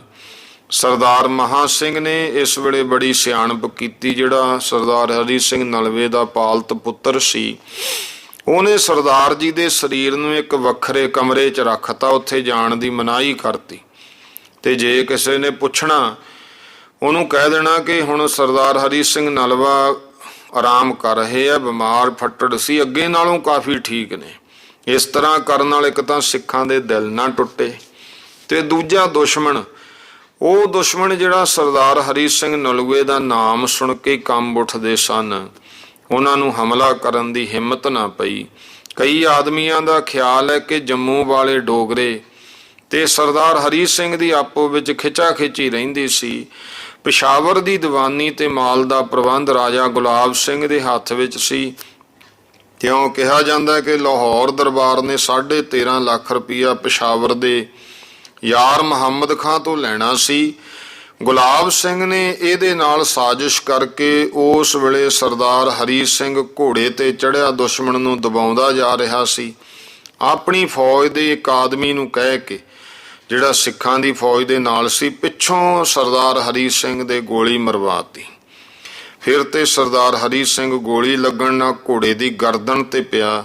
ਸਰਦਾਰ ਜੀ ਦਾ ਘੋੜੇ ਦੀ ਗਰਦਨ ਤੇ ਪੈਣਾ ਹੀ ਇਸ ਗੱਲ ਦਾ ਸਬੂਤ ਹੈ ਕਿ ਗੋਲੀ ਜਿਹੜੀ ਸੀ ਉਹ ਪਿੱਛੋਂ ਲੱਗੀ। ਲੋਕਾਂ ਨੂੰ ਗੁਲਾਬ ਸਿੰਘ ਦੀ ਸਾਜ਼ਿਸ਼ ਦਾ ਸ਼ੱਕ ਉਸੇ ਵੇਲੇ ਹੋ ਗਿਆ ਸੀ, ਪਰ ਜਦੋਂ ਗੁਲਾਬ ਸਿੰਘ ਨੇ ਯਾਰ ਮੁਹੰਮਦ ਖਾਂ ਨੂੰ 13.5 ਲੱਖ ਰੁਪਇਆ ਮਾਫ ਕਰਤਾ ਤਾਂ ਲੋਕਾਂ ਨੂੰ ਹੋਰ ਵੀ ਪੱਕਾ ਸਬੂਤ ਮਿਲ ਗਿਆ। ਵਿਜੈ ਸਿੰਘ ਡੋਗਰੇ ਦੀ ਜ਼ਬਾਨੀ ਇਹ ਗੱਲ ਪ੍ਰਗਟ ਹੋ ਗਈ। ਸਿੱਖਾਂ ਦੇ ਦਿਲ ਇਸ ਗੱਲ ਤੋਂ ਬਹੁਤ ਦੁਖੀ ਹੋਏ ਤੇ ਮਹਾਰਾਜੇ ਨੂੰ ਡੋਗਰਿਆਂ ਦੇ ਹੱਥ ਚੜਿਆ ਵੇਖ ਕੇ ਜਿਹੜੇ ਬਾਕੀ ਸਿੱਖ ਸੀ ਉਹਨਾਂ ਨੂੰ ਬੜਾ ਦੁੱਖ ਕਸ਼ਟ ਹੋਇਆ। ਗੁਲਾਬ ਸਿੰਘ ਨੇ ਮਹਾਰਾਜੇ ਨੂੰ ਕਹਿ ਕੇ ਸਰਦਾਰ ਹਰੀ ਸਿੰਘ ਦਾ ਮੁਲਕ ਜ਼ਬਤ ਕਰਤਾ। ਉਹ ਸਰਦਾਰ ਜੀ ਨੇ ਆਪਣੇ ਬਾਹੂਬਲ ਨਾਲ ਅਨੇਕਾਂ ਇਲਾਕੇ ਲਾਹੌਰ ਦਰਬਾਰ ਨਾਲ ਮਿਲਾਏ। ਇਹ ਹਾਲ ਹੁੰਦਾ ਵੇਖ ਕੇ ਜਿਹੜੇ ਬਾਕੀ ਸਿੱਖ ਸਰਦਾਰ ਸਨ ਉਹ ਮਾਯੂਸ ਹੋ ਗਏ। ਬਸ ਇਹ ਜਾਣੋ ਕਿ ਉਹ ਆਖਰੀ ਦਿਨ ਬਣ ਗਿਆ ਲਾਹੌਰ ਦਰਬਾਰ ਦਾ। ਇਸ ਤੋਂ ਬਾਅਦ ਹਰੀ ਸਿੰਘ ਨਲੂਏ ਦੇ ਅਕਾਲ ਚਲਾਣੇ ਤੋਂ ਬਾਅਦ, ਕਿਉਂਕਿ ਗੁਲਾਬ ਸਿੰਘ ਡੋਗਰੇ ਨੇ ਗੋਲੀ ਮਰਵਾਈ ਪਿੱਛੋਂ ਤੇ ਮਹਾਰਾਜੇ ਨੂੰ ਇਸ ਤਰ੍ਹਾਂ ਭਰਮਾਇਆ, ਯਾਰ ਮੁਹੰਮਦ ਦਾ 13 ਲੱਖ ਰੁਪਈਆ ਮਾਫ ਕਰਵਾਤਾ ਤੇ ਨਾਲ ਉਹ ਇਲਾਕਾ ਮਹਾਰਾਜੇ ਨੇ ਆਪਣੇ ਹੱਥ ਵਿੱਚ ਸਾਰਾ ਲਿਆ। ਜਦੋਂ ਐਸੀਆਂ ਗੱਲਾਂ ਹੋਈਆਂ ਬਾਕੀ ਸਰਦਾਰਾਂ ਦੇ ਵੀ ਦਿਲ ਟੁੱਟੇ, ਸਿੱਖ ਸਰਦਾਰਾਂ ਦੇ। ਤੇ ਉਸ ਤੋਂ ਬਾਅਦ ਹਰੀ ਸਿੰਘ ਨਲੂਏ ਦੀ ਮੌਤ ਤੋਂ ਬਾਅਦ ਫਿਰ ਕੋਈ ਵੀ ਇਲਾਕਾ ਮੁੜ ਕੇ ਲਾਹੌਰ ਦਰਬਾਰ ਵਿੱਚ ਸ਼ਾਮਲ ਨਹੀਂ ਹੋਇਆ। ਮਾੜੇ ਮੋਟੇ ਇਲਾਕੇ ਹੌਲੀ ਹੌਲੀ ਨਿਕਲਣੇ ਸ਼ੁਰੂ ਹੋ ਗਏ, ਕਿਉਂਕਿ ਡੋਗਰਿਆਂ ਨੇ ਆਪਣੀ ਤਾਕਤ ਵਧਾ ਲਈ ਤੇ ਉਹ ਵੱਧਦੀ ਤਾਕਤ ਨੇ ਥਾਂ ਥਾਂ ਤੇ ਨੁਕਸਾਨ ਪਹੁੰਚਾਉਣਾ ਸ਼ੁਰੂ ਕਰਤਾ। ਕੁਝ ਇਤਿਹਾਸਕਾਰਾਂ ਨੇ ਲਿਖਿਆ ਕਿ ਮਹਾਂ ਸਿੰਘ ਨੇ ਚੁੱਪਚਾਪ ਬਿਨਾਂ ਕਿਸੇ ਨੂੰ ਦੱਸੇ ਸਰਦਾਰ ਹਰੀ ਸਿੰਘ ਦੀ ਲਾਸ਼ ਦਾ ਦਾਹ ਕਰ ਦਿੱਤਾ। ਪਰ ਸਰਦਾਰ ਹਰੀ ਸਿੰਘ ਦੇ ਇੱਕ ਖਾਸ ਨੌਕਰ ਦਾ, ਜੋ ਕਿ ਇਸ ਲੜਾਈ ਦੇ ਵਿੱਚ ਹਰੀ ਸਿੰਘ ਨਲਵੇ ਦੇ ਨਾਲ ਸੀ, ਉਹ ਕਥਨ ਹੈ ਕਿ ਸਰਦਾਰ ਜੀ ਦਾ ਪੇਟ ਚਾਕ ਕਰਕੇ ਤੇਲ ਲਾ ਕੇ ਇੱਕ ਖਾਸ ਖੇਮੇ ਵਿੱਚ ਰੱਖਿਆ ਗਿਆ। ਲਾਂਗਰੀ ਹਰ ਰੋਜ਼ ਪ੍ਰਸ਼ਾਦ ਤਿਆਰ ਕਰਕੇ ਲੈ ਜਾਂਦਾ ਤੇ ਜਾ ਕੇ ਕਹਿ ਦਿੰਦਾ ਹੁਣ ਅੱਗੇ ਨਾਲੋਂ ਕੁਝ ਆਰਾਮ ਹੈ। ਇਸ ਤਰ੍ਹਾਂ ਉਸ ਵੇਲੇ ਤੱਕ ਅਸਲ ਹਾਲ ਤੋਂ ਕਿਸੇ ਨੂੰ ਜਾਣੂ ਨਾ ਹੋਣ ਦਿੱਤਾ, ਜਦ ਤੱਕ ਲਾਹੌਰ ਤੋਂ ਸਹਾਇਕ ਫੌਜ ਨਾ ਪਹੁੰਚੀ। ਸਾਰੀ ਫੌਜ ਨੂੰ ਦਲੇਰੀ ਰੱਖ ਦਿੱਤੀ। ਹੁਣ ਜਦੋਂ ਇਹ ਖਬਰ ਮਹਾਰਾਜੇ ਰਣਜੀਤ ਸਿੰਘ ਨੇ ਸੁਣੀ ਕਿ ਸਰਦਾਰ ਹਰੀ ਸਿੰਘ ਨਲੂਆ ਅਕਾਲ ਚਲਾਣਾ ਕਰ ਗਿਆ ਤੇ ਮਹਾਰਾਜੇ ਨੂੰ ਬਹੁਤ ਜ਼ਿਆਦਾ ਸ਼ੋਕ ਹੋਇਆ, ਕਿਉਂਕਿ ਇੱਕ ਤਾਂ ਨਿੱਕੇ ਹੁੰਦੇ ਦੇ ਸਾਥੀ ਹੈ, ਫਿਰ ਉਹ ਉਦੁੱਤੀ ਬਹਾਦਰ ਸੀ, ਖੈਰ ਖਾ ਸੀ, ਨਮਕ ਹਲਾਲ ਸੀ, ਵਫਾਦਾਰ ਸਰਦਾਰ। ਉਹਦੇ ਚਲਾਣਾ ਕਰ ਜਾਣ ਤੇ ਹੁਣ ਮਹਾਰਾਜੇ ਰਣਜੀਤ ਸਿੰਘ ਨੂੰ ਸੋਚਾਂ 'ਚ ਪਾ ਦਿੱਤਾ। ਮਹਾਰਾਜੇ ਨੂੰ ਫਿਕਰ ਲੱਗ ਗਿਆ ਕਿ ਪਸ਼ਾਵਰ ਇਲਾਕੇ ਦੇ ਪਠਾਨ ਜਿਹੜੇ ਕਿ ਸਰਦਾਰ ਹਰੀ ਸਿੰਘ ਨਲਵੇ ਦੇ ਨਾਮ ਤੋਂ ਕੰਬਦੇ ਸਨ, ਤੇ ਜਦੋਂ ਬਾਲ ਬੱਚੇ ਨੂੰ ਡਰਾਉਣਾ ਤੇ ਸੁਆਣਾ ਹੁੰਦਾ ਸੀ ਨਾ, ਇਹ ਕਹਿ ਕੇ ਜਿਹੜੀਆਂ ਬੀਬੀਆਂ ਸੀ ਚੁੱਪ ਕਰਾਉਂਦੀਆਂ ਸੀ, ਚੁੱਪ ਬਾਲਕ ਚੁੱਪ ਸ਼ਾਹ ਹਰੀਆ ਰਾਗਲੇ ਵੀ ਹਰੀਆ ਆ ਗਿਆ, ਚੁੱਪ ਕਰਾ ਦਿੰਦੇ। ਹੁਣ ਉਹ ਪਠਾਨ ਮਹਾਰਾਜਾ ਸੋਚਦਾ ਕਿਤੇ ਹਮਲਾ ਕਰਕੇ ਪਸ਼ਾਵਰ ਨਾ ਲੈ ਲੈਣ। ਇਹ ਰਵਾਇਤ ਕਿ ਜਦੋਂ ਸਰਦਾਰ ਹਰੀ ਸਿੰਘ ਦੇ ਚਲਾਣੇ ਦੀ ਖਬਰ ਲਾਹੌਰ ਪਹੁੰਚੀ ਤੇ ਰਾਜੇ ਧਿਆਨ ਸਿੰਘ ਨੇ ਇਹ ਖਬਰ ਮਹਾਰਾਜੇ ਤੋਂ ਛੁਪਾਈ ਰੱਖੀ। ਜਦੋਂ ਮਹਾਰਾਜੇ ਨੇ ਇਹ ਗੱਲ ਸੁਣੀ ਤਦ ਹੱਥ ਦਾ ਲੋਟਾ ਸੀ ਮਹਾਰਾਜੇ ਦੇ ਕੋਲੇ ਤੇ ਮਹਾਰਾਜੇ ਨੇ ਗੁੱਸੇ ਵਿੱਚ ਉਹ ਰਾਜੇ ਧਿਆਨ ਸਿੰਘ ਡੋਗਰੇ ਦੇ ਮਾਰਿਆ। ਇਹ ਕਿਹਾ ਹੁਣ ਤੇਰੀ ਛਾਤੀ ਠੰਡੀ ਹੋਈ ਹੈ, ਹੁਣ ਜਾ ਉਧਰ ਦਾ ਪ੍ਰਬੰਧ ਕਰ ਲੈ। ਸੋ ਧਿਆਨ ਸਿੰਘ ਤੇ ਸੁਚੇਤ ਸਿੰਘ, ਚੇਤ ਸਿੰਘ ਦਾ ਭਰਾ ਸੀ, ਇਹ ਤਿੰਨ ਭਾਈ ਸਨ, ਗੁਲਾਬ ਸਿੰਘ, ਧਿਆਨ ਸਿੰਘ, ਚੇਤ ਸਿੰਘ ਡੋਗਰੇ। ਉਹਨਾਂ ਨੂੰ ਫੌਜ ਦੇ ਕੇ ਸਰਹੱਦ ਵੱਲ ਤੋਰਿਆ। ਫਤਿਹ ਖਾਂ ਹਜ਼ਾਰੇ ਦੇ ਪਠਾਨ ਨੇ ਮਲਕਈਆ ਇਕੱਠਾ ਕਰ ਲਿਆ ਤੇ ਰਾਹ ਰੋਕਿਆ, ਪਰ ਸਿੱਖਾਂ ਨੇ ਇੱਕ ਹੀ ਹੱਲੇ ਨਾਲ ਉਹਨਾਂ ਦੇ ਪੈਰ ਉਖੇੜਤੇ। ਖਾਲਸਾ ਕਿਲਾਸ ਕਿਲੇ ਤੱਕ ਪਹੁੰਚ ਗਿਆ। ਫਿਰ ਉੱਥੋਂ ਮੁੜ ਕੇ ਪਸ਼ਾਵਰ ਪਹੁੰਚ ਕੇ ਅਮਨ ਕਾਇਮ ਕੀਤਾ। ਇਹਨਾਂ ਦੇ ਪਸ਼ਾਵਰ ਪਹੁੰਚਣ ਤੇ ਸਰਦਾਰ ਮਹਾਂ ਸਿੰਘ, ਜਿਨ੍ਹਾਂ ਨੇ ਹੁਣ ਤੱਕ ਸਰਦਾਰ ਹਰੀ ਸਿੰਘ ਦੇ ਚਲਾਣੇ ਦੀ ਖਬਰ ਛੁਪਾ ਰੱਖੀ ਸੀ, ਖਬਰ ਉਹਨਾਂ ਦੀ ਤਸੱਲੀ ਹੋਈ। ਮਹਾਂ ਸਿੰਘ ਨੇ ਇਹ ਗੱਲ ਦੱਸੀ ਤੇ ਖੇਮੇ ਵਿੱਚੋਂ ਬੜੀ ਧੂਮ ਧਾਮ ਦੇ ਨਾਲ ਹਰੀ ਸਿੰਘ ਨਲਵੇ ਦੀ ਅਰਥੀ ਨਿਕਲੀ। ਸਾਰੇ ਸਰਦਾਰ ਸਿਪਾਹੀ ਨਾਲ ਸੀ। ਕਈ ਲੋਕਾਂ ਦਾ ਇਹ ਖਿਆਲ ਹੈ ਕਿ ਸਰਦਾਰ ਹਰੀ ਸਿੰਘ ਦੇ ਚਲਾਣੇ ਦੀ ਖਬਰ ਸੁਣ ਕੇ ਮਹਾਰਾਜਾ ਵੀ ਜਮਰੌਦ ਅੱਪੜ ਗਿਆ ਸੀ ਤੇ ਰਾਜਾ ਧਿਆਨ ਸਿੰਘ ਤੇ ਮਹਾਰਾਜਾ ਸਾਹਿਬ ਦੋਨੇ ਅਰਥੀ ਦੇ ਨਾਲ ਸਨ। ਕਾਰ ਕਰਮ ਕਰਕੇ ਜਮਰੌਦ ਦੇ ਕਿਲੇ ਵਿੱਚ ਸਰਦਾਰ ਹਰੀ ਸਿੰਘ ਨਲਵੇ ਦੀ ਸਮਾਧੀ ਬਣਾਈ ਗਈ, ਜੋ ਅੱਜ ਤੱਕ ਮੌਜੂਦ ਹੈ। ਕੋਰਟ ਸਾਹਿਬ ਗੁਲਾਬ ਸਿੰਘ ਤੇ ਸੁਚੇਤ ਸਿੰਘ ਦਰਾ ਖੈਬਰ ਤੱਕ ਦੁਸ਼ਮਣ ਨੂੰ ਹਟਾਉਂਦੇ ਚਲੇ ਗਏ। ਹਰ ਥਾਂ ਤੋਂ ਖਾਲਸੇ ਦੀ ਤੇਗ ਨੇ ਪਠਾਣਾਂ ਦੇ ਪੈਰ ਉਖਾੜ ਦਿੱਤੇ। ਰਾਜਾ ਧਿਆਨ ਸਿੰਘ ਨੇ ਪਕਿਆਈ ਵਾਸਤੇ ਜਮਰੌਦ ਦੇ ਕੋਲ ਫਿਰ ਇੱਕ ਹੋਰ ਕਿਲਾ ਬਣਾਇਆ, ਜਿਹਦਾ ਨਾਮ ਫਤਿਹਗੜ੍ਹ ਰੱਖਿਆ। ਇਉਂ ਕਿਹਾ ਜਾਂਦਾ ਹੈ ਕਿ ਇਸ ਕਿਲੇ ਦੇ ਬਣਨ ਵਿੱਚ ਸਾਰੀ ਸਿੱਖ ਫੌਜ ਨੇ ਹਿੱਸਾ ਲਿਆ। ਰਾਜਾ ਧਿਆਨ ਸਿੰਘ ਆਪਣੇ ਹੱਥੀਂ ਇੱਟਾਂ ਲੈਂਦਾ ਸੀ। ਦਿਨ ਰਾਤ ਲਗਾ ਕੇ ਇਸ ਕਿਲੇ ਨੂੰ ਸਿਰੇ ਚਾੜ੍ਹਿਆ ਗਿਆ। ਰਾਜੇ ਗੁਲਾਬ ਸਿੰਘ ਤੇ ਜਨਰਲ ਉਟੇਬਲ ਸਾਹਿਬ ਉਹਨੂੰ ਪਸ਼ਾਵਰ ਦਾ ਪ੍ਰਬੰਧ ਸੌਂਪ ਕੇ ਮਹਾਰਾਜਾ ਲਾਹੌਰ ਆ ਗਿਆ। ਔਰ ਇੱਥੇ ਆਉਣ ਤੇ ਨੇਪਾਲ ਦੇ ਰਾਜੇ ਵੱਲੋਂ ਗਲੋਜੀ ਆਦਿਕ ਸਰਦਾਰ ਤੋਹਫੇ ਲੈ ਕੇ ਪਹੁੰਚੇ ਮਿਲੇ, ਜਿਨ੍ਹਾਂ ਨੂੰ ਮਹਾਰਾਜਾ ਸਾਹਿਬ ਬੜੀ ਚੰਗੀ ਤਰ੍ਹਾਂ ਮਿਲੇ ਤੇ ਪੰਜਾਬ ਦੇ ਕੁਝ ਤੋਹਫੇ ਦੇ ਕੇ ਵਾਪਸ ਨੇਪਾਲ ਨੂੰ ਭੇਜਿਆ। ਉਸੇ ਹੀ ਸਾਲ ਭਾਦੋਂ ਦੇ ਮਹੀਨੇ ਖਬਰ ਆ ਗਈ ਕਿ ਮੁਲਤਾਨ ਦੇ ਇਲਾਕੇ ਦੇ ਪਠਾਨ ਮਿਲ ਕੇ ਫਸਾਦ ਕਰਨਾ ਚਾਹੁੰਦੇ ਹੈ। ਪਿੰਡ ਰਜਿਆਲ ਦੇ ਲਾਗੇ ਮੁਸਲਮਾਨ ਜਹਾਦ ਵਾਸਤੇ ਇਕੱਠੇ ਹੋਏ ਨੇ ਤੇ ਬਹਿਰਾਮ ਖਾਂ ਮਜਾਰੀ ਉਹਨਾਂ ਦਾ ਆਗੂ ਬਣਿਆ ਹੋਇਆ। ਮੀਰ ਰੁਸਤਮ ਖਾਂ ਸਿੰਧੀਆ ਉਹਨੇ ਵੀ ਰੁਪਈਏ ਵਿੱਚ ਮਦਦ ਦਿੱਤੀ ਹੈ। ਹੁਣ ਉਹਨਾਂ ਦੀ ਮਨਸ਼ਾ ਹੈ ਕਿ ਮੁਲਤਾਨ ਤੇ ਹਮਲਾ ਕਰੀਏ। ਮਹਾਰਾਜਾ ਸਾਹਿਬ ਨੇ ਸਾਵਣ ਮੱਲ ਸੂਬਾ ਮੁਲਤਾਨ ਉਹਨੂੰ ਲਿਖਿਆ, ਜੇ ਕਦੇ ਤੁਸੀਂ ਪਹਿਲਾਂ ਪ੍ਰਬੰਧ ਕਰਦੇ ਤਦ ਇਹ ਮਾਮਲਾ ਇੱਥੋਂ ਤੱਕ ਪਹੁੰਚਣਾ ਨਹੀਂ ਸੀ। ਹੁਣ ਅਸੀਂ ਫੌਜ ਨਹੀਂ ਭੇਜ ਸਕਦੇ, ਤੁਸੀਂ ਟਾਕਰਾ ਕਰੋ। ਇਹ ਹੁਕਮ ਅੱਪੜਦੇ ਸਾਵਣ ਮੱਲ ਨੇ ਚੜ੍ਹਾਈ ਕਰਤੀ। ਸਾਰੇ ਦੁਸ਼ਮਣਾਂ ਦੇ ਉੱਤੇ ਅੱਗ ਵਸਾਉਣੀ ਸ਼ੁਰੂ ਕਰਤੀ, ਜਿਹਦਾ ਫਿਰ ਸਿੱਟਾ ਇਹ ਨਿਕਲਿਆ ਕਿ ਸਾਵਣ ਮੱਲ ਫਤਿਆਬ ਹੋ ਗਿਆ, ਭਾਵ ਜਿੱਤ ਹੋਈ। ਮਹਾਰਾਜੇ ਨੂੰ ਇਹ ਖਬਰ ਸੁਣੀ, ਸਾਵਣ ਮੱਲ ਨੂੰ ਬਹਾਦਰੀ ਦਾ ਖਿਤਾਬ ਦਿੱਤਾ। ਇਹ ਦੀਵਾਨ ਜਾਤ ਦਾ ਖੱਤਰੀ ਅਕਾਲਗੜ੍ਹ ਦਾ ਰਹਿਣ ਵਾਲਾ ਸੀ। ਇਹਨੇ ਆਪਣੀ ਯੋਗਤਾ ਤੇ ਬਹਾਦਰੀ ਨਾਲ ਹੀ ਸਾਵਣ ਮੱਲ ਨੇ ਮਹਾਰਾਜਾ ਸਾਹਿਬ ਦੇ ਦਰਬਾਰ ਵਿੱਚ ਚੰਗੀ ਤਰ੍ਹਾਂ ਜਗ੍ਹਾ ਪ੍ਰਾਪਤ ਕੀਤੀ।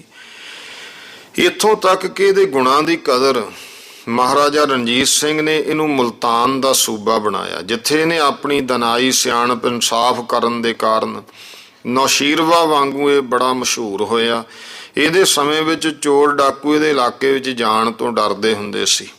ਸਾਵਣ ਮੱਲ ਦੀ ਦੁਹਾਈ ਸੁਣ ਕੇ ਚੋਰ ਚੋਰੀ ਦਾ ਮਾਲ ਸੁੱਟ ਜਾਂਦੇ। ਸਾਵਣ ਮੱਲ ਦੀ ਇਸ ਤਰ੍ਹਾਂ ਦੀ ਕੀਰਤੀ ਦੇ ਗੀਤ ਬਹੁਤ ਸਮਾਂ, ਜਦੋਂ ਤੱਕ ਮਹਾਰਾਜ ਗਿਆਨੀ ਗਿਆਨ ਸਿੰਘ ਜੀ ਇਤਿਹਾਸ ਲਿਖਦੇ ਆ, ਕਿਉਂਕਿ ਗਿਆਨੀ ਗਿਆਨ ਸਿੰਘ ਉਹਨਾਂ ਨੇ ਕੁਝ ਗੱਲਾਂ ਪਿਛਲੀਆਂ ਸਾਰੀਆਂ ਮਹਾਰਾਜੇ ਦੀਆਂ ਅੱਖੀਂ ਦੇਖੀਆਂ। ਕੁਝ ਸਮਾਂ ਮਹਾਰਾਜੇ ਰਣਜੀਤ ਸਿੰਘ ਦੀ ਫੌਜ ਦੇ ਵਿੱਚ ਨੌਕਰੀ ਤੱਕ ਕੀਤੀ, ਫਿਰ ਪਟਿਆਲੇ ਦੀ ਰਿਆਸਤ ਵਿੱਚ ਜ਼ਿਆਦਾ ਰਹੇ ਆ। ਇਸ ਕਰਕੇ ਬਹੁਤ ਨੇੜਿਓਂ ਦੇਖਿਆ ਹੋਇਆ ਇਤਿਹਾਸ ਗਿਆਨੀ ਜੀ ਲਿਖਦੇ ਆ ਕਿ ਉਹ ਸਾਵਣ ਮੱਲ ਜਿਹਦੀ ਵਡਿਆਈ ਦੇ ਗੀਤ ਕਹਿੰਦੇ ਅੱਜ ਤੱਕ ਮੁਲਤਾਨ ਦੇ ਲੋਕੀ ਗਾਉਂਦੇ ਆ। ਇਹ ਮਹਾਰਾਜਾ ਸਾਹਿਬ ਦਾ ਬੜਾ ਫਰਮਬਰਦਾਰ ਤੇ ਵਫਾਦਾਰ ਨੌਕਰ ਸੀ, ਪਰ ਸ਼ੋਕ ਕਿ ਇਹਦਾ ਲੜਕਾ ਐਸਾ ਨਾ ਨਿਕਲਿਆ, ਸਗੋਂ ਉਹਨੇ ਬਗਾਵਤ ਕਰਤੀ, ਜਿਹ ਤੋਂ ਉਹਨੂੰ ਦੇਸ਼ ਨਿਕਾਲੇ ਦਾ ਫਿਰ ਦੰਡ ਮਿਲਿਆ। ਉਸੇ ਸਾਲ ਅੰਗਰੇਜ਼ੀ ਨੂੰ ਸਫੀਰ ਬਣਾ ਕੇ ਕਾਬਲ ਭੇਜਿਆ ਗਿਆ ਸਰਕਾਰ ਅੰਗਰੇਜ਼ੀ ਨੂੰ, ਤੇ ਇਹ ਸਫੀਰ ਅੱਗੇ 1831 ਈਸਵੀ ਨੂੰ ਬੁਖਾਰਾ ਤਿੱਕਣ ਹੋ ਕੇ ਆਇਆ ਸੀ। ਇਹਨੇ ਮਹਾਰਾਜਾ ਸਾਹਿਬ ਵਾਸਤੇ ਇੰਗਲਿਸਤਾਨ ਦੇ ਬਾਦਸ਼ਾਹ ਵੱਲੋਂ ਤੋਹਫੇ ਲਿਆਂਦੇ ਸਨ। ਹੁਣ ਇਹ ਦੋਸਤ ਮੁਹੰਮਦ ਖਾਂ ਅਮੀਰ ਕਾਬਲ ਦੇ ਕੋਲ ਗਿਆ ਤਾਂ ਜੋ ਵਪਾਰ ਦੀ ਸੁਖੈਨਤਾ ਤੋਂ ਪਿਛਲੇ ਇਕਰਾਰਨਾਮਿਆਂ ਨੂੰ ਪੱਕਾ ਕਰੇ। ਪਰ ਜਦੋਂ ਬਰਨਸ ਕਾਬਲ ਪਹੁੰਚਿਆ ਤਦ ਦੋਸਤ ਮੁਹੰਮਦ ਖਾਂ ਇਹਦੇ ਨਾਲ ਬੜੀ ਬੇਰੁਖੀ ਨਾਲ ਪੇਸ਼ ਆਇਆ। ਇੱਥੋਂ ਤੱਕ ਕਿ ਅੰਗਰੇਜ਼ਾਂ ਨੂੰ ਚੜਾਉਣ ਦੇ ਵਾਸਤੇ ਉਹਨੇ ਰੂਸ ਦੇ ਬਾਦਸ਼ਾਹ ਨਾਲ ਗੱਲਬਾਤ ਕਰ ਲਈ ਤੇ ਉਹਨਾਂ ਦਾ ਸਫੀਰ ਵਨਕੋਚ ਕਾਬਲ ਬੁਲਾ ਲਿਆ। ਉਹਦਾ ਕਾਬਲ ਦੇ ਵਿੱਚ ਬੜਾ ਸ਼ਾਨਦਾਰ ਰੂਸ ਵਾਲੇ ਵਕੀਲ ਦਾ ਸਵਾਗਤ ਕੀਤਾ। ਦੋਸਤ ਮੁਹੰਮਦ ਖਾਂ ਨੂੰ ਅੰਗਰੇਜ਼ਾਂ ਦੇ ਵਿਰੁੱਧ ਸ਼ਿਕਾਇਤ ਸੀ ਕਿ ਉਹਨਾਂ ਨੇ ਇਹਨਾਂ ਨੂੰ ਕਿਹਾ ਸੀ ਮਹਾਰਾਜਾ ਰਣਜੀਤ ਸਿੰਘ ਦੇ ਨਾਲ ਜੰਗ ਕਰਕੇ ਮੈਨੂੰ ਪਸ਼ਾਵਰ ਲੈ ਦਿਓ। ਮਹਾਰਾਜਾ ਰਣਜੀਤ ਸਿੰਘ ਨਾਲ ਹੁਣ ਜੰਗ ਕਰਨਾ ਕੋਈ ਮਖੌਲ ਨਹੀਂ ਸੀ ਤੇ ਅੰਗਰੇਜ਼ਾਂ ਦੇ ਲਾਹੌਰ ਦਰਬਾਰ ਨਾਲ ਜੋ ਇਕਰਾਰਨਾਮੇ ਹੋਏ ਸੀ, ਇਹਨਾਂ ਦੀ ਮੌਜੂਦਗੀ ਵਿੱਚ ਉਹ ਕੁਝ ਕਰ ਨਹੀਂ ਸੀ ਸਕਦੇ। ਇਸੇ ਦੁੱਖ ਤੋਂ ਦੋਸਤ ਮੁਹੰਮਦ ਖਾਂ ਨੇ ਰੂਸ ਤੋਂ ਸਫੀਰ ਸੱਦ ਕੇ ਉਹਦੀ ਇੱਜ਼ਤ ਕੀਤੀ ਤੇ ਜਿਹੜਾ ਅੰਗਰੇਜ਼ੀ ਸਫੀਰ ਸੀ ਉਹਦਾ ਇੱਕ ਦਿਨ ਦਰਬਾਰ ਦੇ ਵਿੱਚ ਅਪਮਾਨ ਕਰਤਾ, ਜਿਹ ਤੋਂ ਫਿਰ ਉਹ 1838 ਈਸਵੀ ਸਨ ਨੂੰ ਬਰਨਸ ਜਿਹੜਾ ਸਫੀਰ ਬਣ ਕੇ ਗਿਆ ਸੀ ਉਹ ਵਾਪਸ ਆ ਗਿਆ।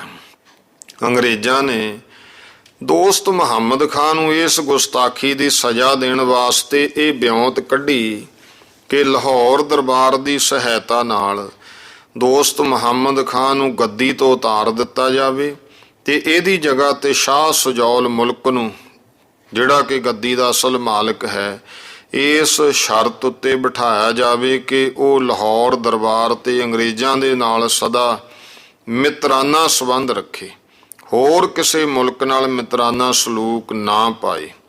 ਇਸ ਬਿਉਂਤ ਨੂੰ ਸਿਰੇ ਚਾੜਨ ਤੋਂ ਪਹਿਲਾਂ ਅੰਗਰੇਜ਼ਾਂ ਸੋਚਿਆ ਲਾਹੌਰ ਦਰਬਾਰ ਨਾਲ ਸਲਾਹ ਕਰਨੀ ਜ਼ਰੂਰੀ ਸੀ। ਇਸ ਕਰਕੇ ਫਿਰ 1838 ਈਸਵੀ ਨੂੰ ਅੰਗਰੇਜ਼ ਅਫਸਰ ਮਹਾਰਾਜਾ ਸਾਹਿਬ ਕੋਲ ਆਏ, ਜਿਨ੍ਹਾਂ ਦੇ ਨਾਮ ਗਿਆਨੀ ਜੀ ਲਿਖਦੇ ਨੇ ਮਿਸਟਰ ਮੈਗਨਾਟਨ। ਇਹ ਪੋਲੀਟੀਕਲ ਸਕੱਤਰ ਸੀ ਗਵਰਨਮੈਂਟ ਹਿੰਦ ਕਪਤਾਨ ਵਿੱਡ ਸਾਹਿਬ, ਪੋਲੀਟੀਕਲ ਏਜੰਟ ਲੁਧਿਆਣੇ ਜਿਹੜੀ ਛਾਉਣੀ ਸੀ ਇੱਥੋਂ ਦਾ, ਕਪਤਾਨ ਆਸਬੋਰਨ ਸਾਹਿਬ ਫੌਜੀ ਸਲਾਹਕਾਰ ਗਵਰਨਮੈਂਟ ਹਿੰਦ ਦਾ, ਡਾਕਟਰ ਡਰਮੰਟ ਸਾਹਿਬ ਤੇ ਕਪਤਾਨ ਮੈਗਰੇਗਰ ਸਾਹਿਬ। ਉਹਨਾਂ ਦਿਨਾਂ ਦੇ ਵਿੱਚ ਮਹਾਰਾਜਾ ਸਾਹਿਬ ਅਦੀਨਾ ਬੇਗ ਸੀ, ਇਸ ਕਰਕੇ ਸਫੀਰਾਂ ਨੂੰ ਵੀ ਉੱਥੇ ਆਉਣ ਦਾ ਹੁਕਮ ਹੋਇਆ।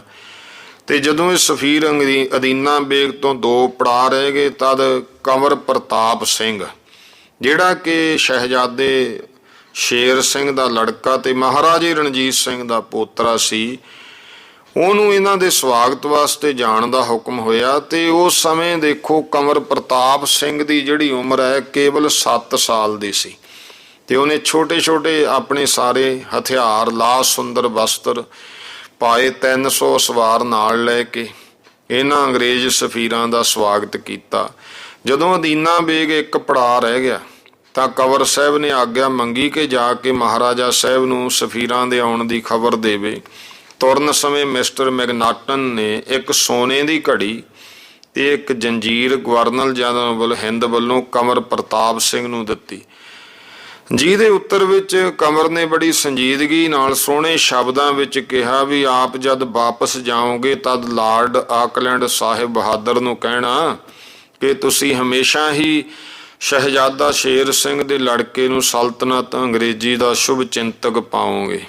ਇਹ ਕਹਿ ਕੇ ਕੰਵਰ ਸਾਰੇ ਅੰਗਰੇਜ਼ ਅਫਸਰਾਂ ਨਾਲ ਹੱਥ ਮਿਲਾ ਕੇ ਬੜੀ ਫੁਰਤੀ ਨਾਲ ਘੋੜੇ ਦੀ ਪਿੱਠ ਤੇ ਜਾ ਬੈਠਾ ਤੇ ਘੋੜੇ ਤੇ ਬੈਠਦਿਆਂ ਘੋੜੇ ਨੂੰ ਪੋਏ ਲਾਤਾ। ਜਦ ਤੱਕ ਕੰਵਰ ਅੱਖਾਂ ਤੋਂ ਓਹਲੇ ਨਾ ਹੋ ਗਿਆ, ਅੰਗਰੇਜ਼ ਅਫੀਸਰ ਖੜੇ ਇਹਨੂੰ ਵੇਖਦੇ ਰਹੇ ਤੇ ਆਪਸ ਵਿੱਚ ਗੱਲਾਂ ਕਰਦੇ। ਇੱਕ ਨਿੱਕੇ ਜਿਹੇ ਕੰਵਰ ਦੀ ਸਿਆਣਪ ਤੇ ਸਮੇਂ ਦੇ ਅਨੁਕੂਲ ਉੱਤਰ ਪ੍ਰਸ਼ਨ ਕਰਨੇ, ਫੁਰਤੀ ਤੇ ਦਲੇਰੀ, ਇਹਦੀ ਮਹਿਮਾ ਕਰਦੇ ਰਹੇ। ਮਿਸਟਰ ਆਸਬੋਰਨ ਉਸ ਕੰਵਰ ਪ੍ਰਤਾਪ ਸਿੰਘ ਦੀ ਬਾਬਤ ਇਹ ਕਹਿੰਦਾ ਹੈ ਕਿ ਅੱਜ ਤੱਕ ਇਸ ਲੜਕੇ ਜਿੰਨਾ ਆਲਾ ਦਰਜੇ ਦਾ ਹੁਸ਼ਿਆਰ ਲੜਕਾ ਮੇਰੀ ਨਜ਼ਰ ਵਿੱਚੋਂ ਕੋਈ ਨਹੀਂ ਲੰਘਿਆ।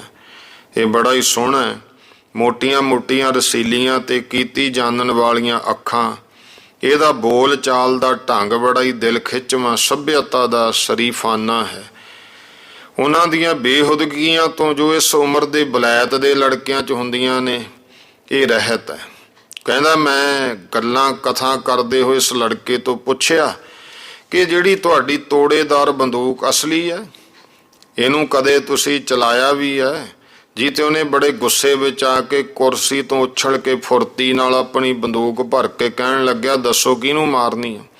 ਜਿਹਦਾ ਉੱਤਰ ਉਹ ਆਪ ਲਿਖਦਾ ਕਿ ਮੈਂ ਇਹ ਦਿੱਤਾ, ਹਾਲੇ ਮੈਨੂੰ ਇੱਥੇ ਕੋਈ ਚੀਜ਼ ਨਜ਼ਰ ਨਹੀਂ ਆਉਂਦੀ, ਇਹਨੂੰ ਉੱਪਰ ਕਰਕੇ ਛੱਡ ਦਿਓ, ਪਰ ਇਹ ਤਾਂ ਦੱਸੋ ਕਿ 100 ਗਜ ਦੇ ਫਾਸਲੇ ਤੋਂ ਤੁਸੀਂ ਕਿਸੇ ਆਦਮੀ ਨੂੰ ਮਾਰ ਸਕਦੇ ਹੋ?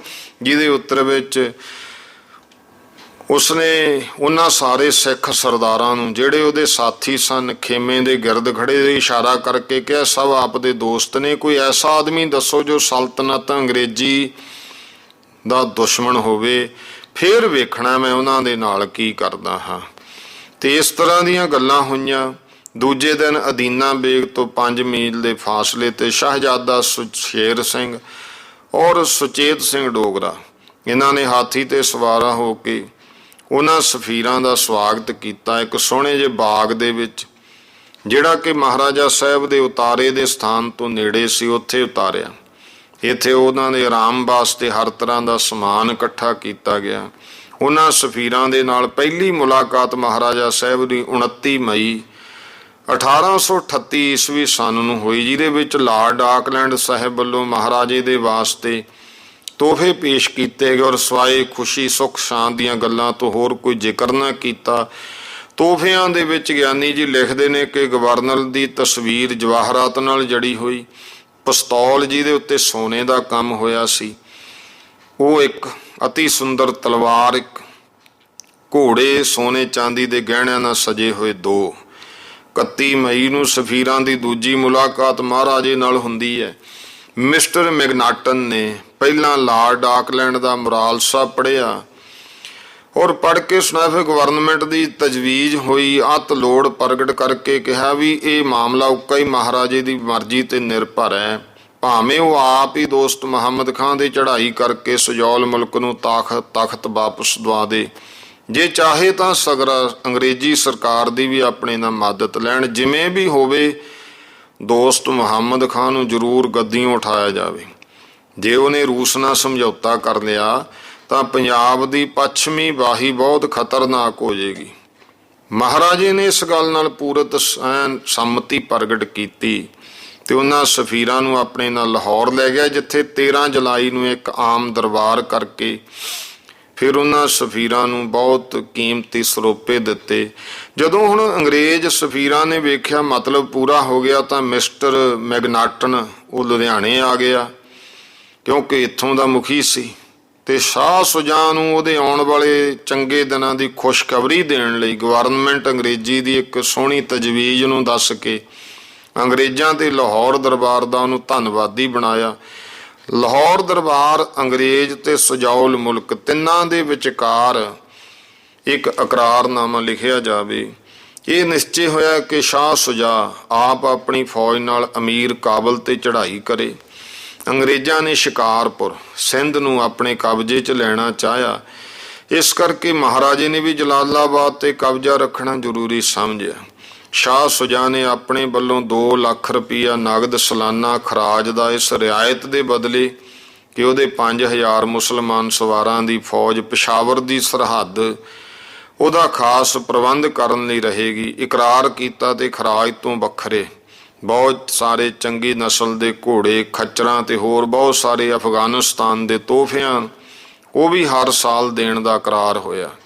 ਇਹਨਾਂ ਸਾਰੀਆਂ ਗੱਲਾਂ ਦਾ ਫੈਸਲਾ ਹੋ ਜਾਣ ਤੇ ਫਿਰ ਅੰਗਰੇਜ਼ੀ ਫੌਜ ਫਿਰੋਜ਼ਪੁਰ ਇਕੱਠੀ ਹੋਣ ਲੱਗ ਪਈ ਔਰ ਇਹ ਜ਼ਰੂਰੀ ਸਮਝਿਆ ਗਿਆ ਕਿ ਚੜ੍ਹਾਈ ਕਰਨ ਤੋਂ ਪਹਿਲਾਂ ਗਵਰਨਰ ਜਨਰਲ ਆਕਲੈਂਡ ਮਹਾਰਾਜਾ ਸਾਹਿਬ ਨਾਲ ਆਪ ਮਿਲ ਕੇ ਗੱਲਬਾਤ ਕਰਕੇ ਇਕਰਾਰਨਾਮੇ ਨੂੰ ਪੱਕਾ ਕਰ ਲੈਣ। ਸੋ ਇਹ ਫੈਸਲਾ ਹੋਇਆ ਫਿਰੋਜ਼ਪੁਰ ਦੇ ਵਿੱਚ ਸ਼ੇਰੇ ਪੰਜਾਬ ਤੇ ਲਾਰਡ ਆਕਲੈਂਡ ਦੀ ਮੁਲਾਕਾਤ ਹੋਵੇ। ਭਾਵੇਂ ਉਸ ਸਮੇਂ ਮਹਾਰਾਜਾ ਸਾਹਿਬ ਬਿਮਾਰ ਸਨ ਤਾਂ ਵੀ ਉਹਨਾਂ ਨੇ ਪ੍ਰਵਾਨ ਕਰ ਲਿਆ। 30 ਨਵੰਬਰ ਨੂੰ ਮੁਲਾਕਾਤ ਦਾ ਦਿਨ ਨਿਯਤ ਹੋਇਆ। ਰੋਪੜ ਵਾਂਗੂ ਮੁਲਾਕਾਤ ਦੀਆਂ ਰਸਮਾਂ ਅਦਾ ਹੋਈਆਂ। ਬਹੁਮੁੱਲੇ ਤੋਹਫੇ ਇੱਕ ਦੂਜੇ ਨੂੰ ਦਿੱਤੇ ਗਏ। ਲਾਰਡ ਆਕਲੈਂਡ ਨੇ ਆਦਮੀ ਦੇ ਕੱਦ ਜਿੰਨੀ ਮਲਕਾ ਦੀ ਤਸਵੀਰ ਮਹਾਰਾਜੇ ਨੂੰ ਦਿੱਤੀ।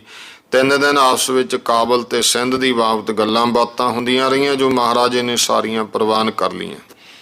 ਮਹਾਰਾਜੇ ਰਣਜੀਤ ਸਿੰਘ ਨੇ ਲਾਰਡ ਆਕਲੈਂਡ ਨੂੰ ਕਿਹਾ, ਜਿਵੇਂ 2 ਦਫਾ ਅਸਾਂ ਤੁਹਾਡੇ ਇਲਾਕੇ ਵਿੱਚ ਆ ਕੇ ਮੁਲਾਕਾਤ ਕੀਤੀ ਹੈ, ਉਵੇਂ ਹੀ ਤੁਹਾਨੂੰ ਵੀ ਸਾਡੇ ਇਲਾਕੇ ਵਿੱਚ ਆ ਕੇ ਖਾਤਰ ਕਰਨ ਦਾ ਮੌਕਾ ਦੇਣਾ ਚਾਹੀਦਾ। ਗਵਰਨਰ ਨੇ ਇਹ ਗੱਲ ਮੰਨ ਲਈ। ਮਹਾਰਾਜਾ ਸਾਹਿਬ 3 ਦਿਨ ਪਹਿਲਾਂ ਸ੍ਰੀ ਅੰਮ੍ਰਿਤਸਰ ਸਾਹਿਬ ਗਏ, ਸਵਾਗਤ ਦਾ ਪ੍ਰਬੰਧ ਕੀਤਾ। 3 ਦਿਨ ਪਿੱਛੋਂ ਗਵਰਨਰ ਆਇਆ। ਬੜੀ ਸ਼ਾਨੋ ਸ਼ੌਕਤ ਤੇ ਸਜ ਧਜ ਨਾਲ ਉਹਦਾ ਸਵਾਗਤ ਕੀਤਾ ਗਿਆ। 3 ਦਿਨ ਸ਼ਹਿਰ ਅੰਮ੍ਰਿਤਸਰ ਦੇ ਵਿੱਚ ਰੌਸ਼ਨੀ ਹੁੰਦੀ ਰਹੀ। ਗਵਰਨਰ ਮਹਾਰਾਜਾ ਸਾਹਿਬ ਦੀ ਮਹਿਮਾਨਦਾਰੀ ਤੋਂ ਬਹੁਤ ਪ੍ਰਸੰਨ ਹੋਇਆ ਤੇ ਉਹਨਾਂ ਹੀ ਦਿਨਾਂ ਦੇ ਵਿੱਚ ਕੰਵਰ ਨੌ ਨਿਹਾਲ ਸਿੰਘ ਨੂੰ ਹੈਜਾ ਹੋ ਗਿਆ, ਜਿੱਤੋਂ ਮਹਾਰਾਜਾ ਸਾਹਿਬ ਨੂੰ ਬਹੁਤ ਚਿੰਤਾ ਹੋਈ। ਲਾਰਡ ਆਕਲੈਂਡ ਪੁੱਛਣ ਲਈ ਗਏ। 1 ਹਫ਼ਤੇ ਦੇ ਅੰਦਰ ਅੰਦਰ ਫਿਰ ਕੰਵਰ ਨੌ ਨਿਹਾਲ ਸਿੰਘ ਨੂੰ ਬਿਲਕੁਲ ਆਰਾਮ ਆ ਗਿਆ। ਇੱਥੋਂ ਮਹਾਰਾਜਾ ਸਾਹਿਬ ਤੇ ਗਵਰਨਰ ਇੱਕ ਸਵਾਰੀ ਵਿੱਚ ਬੈਠ ਕੇ ਲਾਹੌਰ ਪਹੁੰਚੇ। ਸ਼ਾਲਾਮਾਰ ਬਾਗ ਵਿੱਚ ਇੱਕ ਵੱਡਾ ਦਰਬਾਰ ਹੋਇਆ। ਗੁਲਾਬ ਤੇ ਕੇਵੜਾ ਸੜਕਾਂ ਤੇ ਛਿੜਕਿਆ ਗਿਆ। ਬੂਟਿਆਂ ਦੇ ਦੀਵਾਰਾਂ ਤੇ ਰੌਸ਼ਨੀ ਕੀਤੀ, ਫੁਹਾਰੇ ਛੱਡੇ ਗਏ, ਝਰਨੇ ਚੱਲ ਪਏ, ਨਹਿਰ ਜਾਰੀ ਹੋ ਗਈ। ਸਰਦਾਰ ਬਹੁਮੁੱਲੇ ਲਿਬਾਸ ਵਿੱਚ ਆ ਗਏ। ਇੱਕ ਖੁੱਲੇ ਸ਼ਮਿਆਨੇ ਦੇ ਹੇਠ ਸੋਨੇ ਦੀਆਂ ਕੁਰਸੀਆਂ ਤੇ ਗਵਰਨਰ ਜਨਰਲ ਤੇ ਮਹਾਰਾਜਾ ਸਾਹਿਬ ਬੈਠੇ। ਦੇਸੀ ਰਾਗ ਰੰਗ ਸੁਣ ਕੇ ਉਹ ਗਵਰਨਰ ਬਹੁਤ ਪ੍ਰਸੰਨ ਹੋਇਆ ਤੇ ਕੰਵਰ ਨੌ ਨਿਹਾਲ ਦੇ ਵਿਆਹ ਦੇ ਜਲਸੇ ਤੋਂ ਮਗਰੋਂ ਇਹ ਜਾਣੋ ਕਿ ਸਭ ਤੋਂ ਵੱਡਾ ਜਲਸਾ ਫਿਰ ਲਾਹੌਰ 'ਚ ਇਹ ਹੋਇਆ। ਦੂਜੀ ਰਾਤ ਬੜੀ ਸ਼ੋਕਾਦਿਕ ਆਈ ਕਿ ਮਹਾਰਾਜਾ ਸਾਹਿਬ ਨੂੰ ਅਚਨਚੇਤ ਲਕਵਾ ਹੋ ਗਿਆ। ਮੂੰਹ ਤੋਂ ਪਾਣੀ ਜਾਣ ਲੱਗਿਆ ਤੇ ਜ਼ੁਬਾਨ ਬੰਦ ਹੋ ਗਈ। ਇਹਦੇ ਤੇ ਵੀ ਮਹਾਰਾਜਾ ਸਾਹਿਬ ਨੇ ਗਵਰਨਰ ਜਨਰਲ ਦੀ ਸੇਵਾ ਜਿਹੜੀ ਸੀ ਉਹ ਬੰਦ ਹੋ ਗਈ। ਇਸ ਤੇ ਜ਼ੁਬਾਨ ਜਦੋਂ ਬੰਦ ਹੋਈ ਤੇ ਮਹਾਰਾਜਾ ਸਾਹਿਬ ਨੇ ਸੇਵਾ ਵਿੱਚ ਕੋਈ ਫਰਕ ਨਹੀਂ ਪੈਣ ਦਿੱਤਾ। ਇਸ਼ਾਰਿਆਂ ਨਾਲ ਹੀ ਹਰ ਇੱਕ ਗੱਲ ਦਾ ਹੁਕਮ ਦਿੰਦੇ ਰਹੇ। ਔਰ ਉਸ ਸਮੇਂ ਸ਼ਾਹ ਸੁਜਾ ਨੇ ਨਾਮ ਮਾਤਰ ਆਪਣੀ ਫੌਜ ਰੱਖ ਕੇ 9000 ਅੰਗਰੇਜ਼ੀ ਸੈਨਾ ਨਾਲ ਲੈ ਕੇ ਸਿੰਧ ਤੇ ਕੋਟੇ ਦੇ ਰਾਹ ਕੰਧਾਰ ਪਹੁੰਚਣ ਦੀ ਕੋਸ਼ਿਸ਼ ਕੀਤੀ।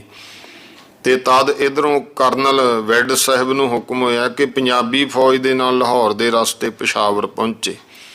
ਇਹ ਗੱਲ ਦੀ ਦਰਖਾਸਤ ਮਹਾਰਾਜੇ ਨੇ ਮਨਜ਼ੂਰ ਕਰ ਲਈ, ਪਰ ਸ਼ਰਤ ਇਹ ਹੋਈ ਕਿ ਮਹਾਰਾਜੇ ਦੇ ਇਲਾਕੇ ਵਿੱਚ ਗਊ ਕਸ਼ੀ ਨਾ ਕੀਤੀ ਜਾਵੇ, ਕਿਉਂਕਿ ਅੰਗਰੇਜ਼ ਗਊ ਮਾਸ ਬਹੁਤਾ ਖਾਂਦੇ ਸਨ। ਗਵਰਨਰ ਤਾਂ ਇਸ ਫੈਸਲੇ ਮਗਰੋਂ ਚਲਿਆ ਗਿਆ, ਪਰ ਜਿਹੜੇ ਵੈਡ ਸਾਹਿਬ ਫੌਜ ਤੇ ਉਹਨਾਂ ਤੋਪਾਂ ਦੇ ਆਉਣ ਦੀ ਉਡੀਕ ਵਿੱਚ ਫਿਰ ਲਾਹੌਰ ਰੁਕਿਆ ਰਿਹਾ। ਮਾਘ ਮਹੀਨਾ ਅੰਤ ਵਿੱਚ ਅੰਗਰੇਜ਼ੀ ਫੌਜ ਜਦੋਂ ਲਾਹੌਰ ਪਹੁੰਚੀ ਤਾਂ 6000 ਸਿੱਖਾਂ ਦੀ ਬਹਾਦਰ ਫੌਜ ਵੀ ਕਰਨਲ ਵੈਡ ਸਾਹਿਬ ਦੀ ਸਹਾਇਤਾ ਨਾਲ ਗਈ, ਜਿਹਨੂੰ ਨਾਲ ਲੈ ਕੇ ਫਿਰ ਇਸ ਨੇ ਤਹਿਮੂਰ ਤੇ ਸ਼ਾਹ ਸੁਜਾ ਦੇ ਨਾਲ ਪਿਸ਼ਾਵਰ ਵੱਲ ਕੂਚ ਕੀਤਾ। ਇਹ ਤੋਂ ਪਿੱਛੋਂ ਕਵਰ ਨੌ ਨਿਹਾਲ ਸਿੰਘ ਨੇ ਇੱਕ ਹੋਰ ਜਗ੍ਹਾ ਫੌਜ ਭੇਜੀ ਜੋ ਪਿਸ਼ਾਵਰ ਵਿੱਚ ਪਹਿਲੀ ਫੌਜ ਦੇ ਨਾਲ ਜਾ ਕੇ ਮਿਲੀ। ਸ਼ੁਰੂ ਦੇ ਵਿੱਚ 1896 ਬਿਕਰਮੀ ਸੰਮਤ ਹੈ, ਸ਼ਾਹ ਸੁਜਾ ਕੰਧਾਰ ਪਹੁੰਚ ਗਿਆ। ਉਹਦੇ ਪਹੁੰਚਣ ਨਾਲ ਸਾਰੇ ਜਿਹੜੇ ਬਾਕਰ ਜਿਹੀ ਪਠਾਨ ਸਨ ਉਹ ਭੱਜ ਗਏ। 8 ਮਈ 1839 ਈਸਵੀ ਨੂੰ ਸ਼ਾਹ ਸੁਜਾ ਤਖਤ ਤੇ ਬਹਿ ਗਿਆ ਤੇ ਮਿਸਟਰ ਮੈਗਨਾਟਨ ਤੇ ਸਰ ਜਾਨ ਕੇਨ ਸਾਹਿਬ ਉਹਨੇ ਜੋ ਉਸ ਵੇਲੇ ਨਾਲ ਸੀ ਅੰਗਰੇਜ਼ੀ ਗਵਰਨਮੈਂਟ ਵੱਲੋਂ ਤੋਹਫੇ ਪੇਸ਼ ਕੀਤੇ। ਤਖਤ ਤੇ ਬੈਠਣ ਦੀ ਹਰ ਇੱਕ ਰਸਮ ਨੂੰ ਬੜੀ ਧੂਮ-ਧਾਮ ਨਾਲ ਮਨਾਇਆ ਗਿਆ ਤੇ 11 ਜੁਲਾਈ ਨੂੰ ਗਜਨੀ ਲੁੱਟੀ। ਕਾਬਲ 18 ਅਗਸਤ ਨੂੰ ਫਤਿਹ ਕਰਕੇ ਸ਼ਾਹ ਸੁਜਾ ਨੂੰ ਤਖਤ ਤੇ ਬਿਠਾਇਆ। ਮਹਾਰਾਜਾ ਰਣਜੀਤ ਸਿੰਘ ਨੂੰ ਇੱਧਰ ਇਲਾਜ ਕਰਵਾਉਣ ਤੇ ਵੀ ਕੋਈ ਲਾਭ ਨਾ ਹੋਇਆ। ਦਿਨ ਬ ਦਿਨ ਕਮਜ਼ੋਰ ਹੁੰਦੇ ਗਏ ਤੇ ਜਦ ਉਹਨਾਂ ਨੂੰ ਬਿਲਕੁਲ ਨਿਰਾਸ਼ਤਾ ਹੋ ਗਈ ਤਾਂ ਇੱਕ ਦਿਨ ਸਾਰੇ ਸਰਦਾਰਾਂ ਤੇ ਦਰਬਾਰੀਆਂ ਦੇ ਸਾਹਮਣੇ ਆਪਣੇ ਵੱਡੇ ਲੜਕੇ ਸ਼ਹਿਜ਼ਾਦਾ ਖੜਕ ਸਿੰਘ ਨੂੰ, ਜਿਨ੍ਹਾਂ ਨੂੰ ਕਿ ਪਹਿਲਾਂ ਹੀ ਤਾਜੇ ਤਖਤ ਦਾ ਵਾਰਸ ਐਲਾਨ ਚੁੱਕੇ ਸਨ, ਨਿਸ਼ਚਿਤ ਹੋ ਚੁੱਕਿਆ ਸੀ, ਉਹਨਾਂ ਨੂੰ ਬੁਲਾ ਕੇ ਰਾਜ ਤਿਲਕ ਦੇਤਾ ਤੇ ਰਾਜ ਪ੍ਰਬੰਧ ਉਹਦੇ ਹੱਥ ਵਿੱਚ ਦੇ ਕੇ ਰਾਜੇ ਧਿਆਨ ਸਿੰਘ ਨੂੰ ਇਹਦਾ ਵਜ਼ੀਰ ਬਣਾਤਾ। ਸ਼ਹਿਜ਼ਾਦਾ ਖੜਕ ਸਿੰਘ ਜਿਹੜਾ ਕਿ ਬਹੁਤ ਸਿੱਧੇ ਤੇ ਭਗਤੀ ਸੁਭਾਅ ਦਾ ਮਨੁੱਖ ਸੀ, ਉਹਦੀ ਬਾਂਹ ਰਾਜੇ ਧਿਆਨ ਸਿੰਘ ਦੇ ਹੱਥ ਦੇ ਕੇ ਇਸ਼ਾਰੇ ਨਾਲ ਕਿਹਾ, ਇਹਨੂੰ ਮੇਰੀ ਜਗ੍ਹਾ ਤੇ ਸਮਝੀ, ਇਹਦੇ ਮੰਦੇ ਚੰਗੇ ਦਾ ਰਖਵਾਲਾ ਰਹੀਂ ਤੂੰ। ਮਹਾਰਾਜੇ ਨੇ ਇਸ਼ਾਰੇ ਨਾਲ ਸਭ ਕੁਝ ਸਮਝਾਇਆ। ਇਹ ਤੋਂ ਪਿੱਛੋਂ ਮਹਾਰਾਜੇ ਦੇ ਹੱਥੋਂ ਧਿਆਨ ਸਿੰਘ ਨੂੰ ਇੱਕ ਬਹੁਮੁੱਲਾ ਸਰੋਪਾ ਦੇ ਕੇ ਇਹ ਖਿਤਾਬ ਦਿਵਾਇਆ ਗਿਆ, ਰਾਜਾ ਧਿਆਨ ਸਿੰਘ ਨਾਇਬ ਉਲ ਸਲਤਨਤ ਉਜ਼ਮਾ, ਖੈਰ ਖਾ ਸ਼ਮੀਮੀ ਦੌਲਤੇ ਸਰਕਾਰ ਵਜ਼ੀਰ ਆਜਮ, ਦਸਤੂਰ ਮੁਕਰਮ ਮੁਖਤਾਰ व ਮਦਾਰੁਲ ਮਹਾਕੁਲ ਮੁਲਕ ਪੰਜਾਬ। ਤੇ ਇਹ ਕਾਰਵਾਈ ਨਿਯਮ ਅਨੁਸਾਰ ਸਾਰੇ ਮੁਲਕ ਵਿੱਚ ਪ੍ਰਗਟ ਕਰਤੀ। ਜਦੋਂ ਮਹਾਰਾਜੇ ਦਾ ਚਲਾਣਾ ਕਰਨ ਦਾ ਸਮਾਂ ਬਹੁਤ ਨੇੜੇ ਆ ਗਿਆ ਤਾਂ ਲੱਖਾਂ ਰੁਪਏ ਗਰੀਬਾਂ ਅਨਾਥਾਂ ਵਿੱਚ ਵੰਡੇ ਗਏ।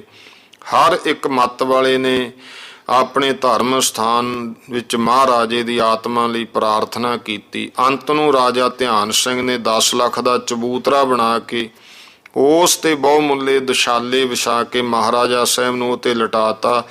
ਉਸ ਚਾਂਦੀ ਦੇ ਚਬੂਤਰੇ ਤੇ 15 ਹਾੜ 1896 ਬਿਕਰਮੀ ਮੁਤਾਬਕ 27 ਜੂਨ 1839 ਨੂੰ 5 ਸ਼ੰਬੇ ਦੇ ਦਿਨ 6 ਘੜੀ ਦਿਨ ਰਹਿੰਦੇ ਸ਼ੇਰੇ ਪੰਜਾਬ, ਜਿਹਦਾ ਦਬਦਬਾ ਸਾਰੇ ਮੁਲਕ ਤੇ ਛਾਰਿਆ ਸੀ, ਜਿਹਦੀ ਬਹਾਦਰੀ ਦਲੇਰੀ ਤੇ ਦਾਨੀ ਸੁਭਾਅ ਦਾ ਹਾਲ ਇਤਿਹਾਸ ਦੇ ਪੰਨਿਆਂ ਤੇ ਸ਼ੋਭਾ ਦੇ ਰਹੇ ਹੈ, ਐਸੇ ਆਰਾਮ ਨਾਲ ਸੌਂ ਗਿਆ ਕਿ ਫਿਰ ਉਹਨੇ ਪਾਸਾ ਨਹੀਂ ਬਦਲਿਆ। ਕਹਿੰਦੇ ਨੇ ਕਿ ਮਹਾਰਾਜਾ ਸਾਹਿਬ ਨੇ ਪ੍ਰਾਣ ਛੱਡਣ ਸਮੇਂ ਚਾਹਿਆ ਕਿ ਕੋਹੇ ਨੂਰ ਹੀਰਾ ਤੇ ਹੋਰ ਬਹੁਮੁੱਲੇ ਜਵਾਹਰਾਤ ਦੇ ਨਾਲ ਇਹਨਾਂ ਨੂੰ ਸਭ ਨੂੰ ਦਰਬਾਰ ਸਾਹਿਬ ਅਰਪਣ ਕਰ ਦਿੱਤਾ ਜਾਵੇ। ਜੋ ਉਹਦੇ ਦਾਨੀ ਸੁਭਾਅ ਦਾ ਅੰਤਲਾ ਨਮੂਨਾ ਸੀ ਸਦਾ ਰਹਿੰਦਾ। ਪਰ ਰਾਜੇ ਧਿਆਨ ਸਿੰਘ ਤੇ ਜਮਾਂਦਾਰ ਖੁਸ਼ਹਾਲ ਸਿੰਘ, ਇਹ ਬ੍ਰਾਹਮਣ ਸੀ ਤੇ ਇੱਕ ਬੇਲੀ ਰਾਮ ਬ੍ਰਾਹਮਣ ਮਿਸਰ ਤੋਸ਼ੇਖਾਨੇ ਦੇ ਅਫਸਰ ਸੀ, ਉਹਦੀ ਸਹਾਇਤਾ ਨਾਲ ਇਹ ਧਿਆਨ ਸਿੰਘ ਨੇ ਦੇਣ ਤੋਂ ਇਨਕਾਰ ਕਰਤਾ। ਕਿਹਾ ਵੀ ਇਹ ਉਸ ਆਦਮੀ ਦੀ ਮਾਲਕੀ ਹੈ ਜਿਹਦੇ ਸਿਰ ਤੇ ਤਾਜ ਹੋਵੇ, ਖਰਾਤ ਵਿੱਚ ਨਹੀਂ ਦੇਣੀ ਚਾਹੀਦੀ। ਸਿੱਟਾ ਇਹ ਕਿ ਮਹਾਰਾਜੇ ਦਾ ਅੱਖਾਂ ਬੰਦ ਕਰਨਾ ਸੀ, ਘਰ ਘਰ ਦੇ ਵਿੱਚ ਮਾਤਮ ਹੋ ਗਿਆ। ਐਸੇ ਦੁੱਖ ਦੇ ਸਮੇਂ ਆਏ। ਫਿਰ ਉਸ ਤੋਂ ਬਾਅਦ ਉਹ ਸਿੱਖ ਰਾਜ ਦਾ ਚੜ੍ਹਦਾ ਸੂਰਜ ਐਸਾ ਢਲਾਣ ਵੱਲ ਨੂੰ ਹੋਇਆ ਕਿ ਫਿਰ ਦਿਨ ਬ ਦਿਨ ਦੁੱਖਾਂ ਦੇ ਪਹਾੜ ਟੁੱਟਦੇ ਗਏ। ਉਹ ਸਲਤਨਤ ਖਾਲਸੇ ਦੀ ਜਿਹੜੀ ਜੰਗਾਂ ਯੁੱਧਾਂ ਦੇ ਨਾਲ ਇੱਕ ਵਿਸ਼ਾਲ ਰਾਜ ਖੜਾ ਹੋਇਆ ਸੀ, ਉਸ ਦਿਨ ਤੋਂ ਫੇਰ ਵਾਪਸ ਹੌਲੀ ਹੌਲੀ ਰੇਤੇ ਦੀ ਕੰਧ ਵਾਂਗੂ ਕਿਰਨਾ ਸ਼ੁਰੂ ਹੋ ਗਿਆ। ਇਹ ਆਪਾਂ ਬਾਕੀ ਇਤਿਹਾਸ ਕੱਲ ਅੱਗੇ ਸਰਵਣ ਕਰਾਂਗੇ। ਆਓ ਹੁਣ ਟਾਈਮ ਹੋ ਗਿਆ ਸਮਾਪਤੀ ਦਾ ਹੈ। ਭੁੱਲ ਚੁੱਕ ਦੀ ਖਿਮਾ ਸਰਬੱਤ ਮਾਈ ਭਾਈ। ਉਚਾਰਨ ਕਰੋ ਜੀ ਵਾਹਿਗੁਰੂ ਨਾਮ ਜਹਾਜ ਹੈ, ਚੜੇ ਸੋ ਉਤਰੇ ਪਾਰ। ਜੋ ਸ਼ਰਧਾ ਕਰ ਸੇਵੰਦੇ, ਗੁਰ ਪਾਰ ਉਤਾਰਨ ਹਾਰ। ਵਾਹਿਗੁਰੂ ਜੀ ਕਾ ਖਾਲਸਾ, ਵਾਹਿਗੁਰੂ ਜੀ ਕੀ ਫਤਿਹ।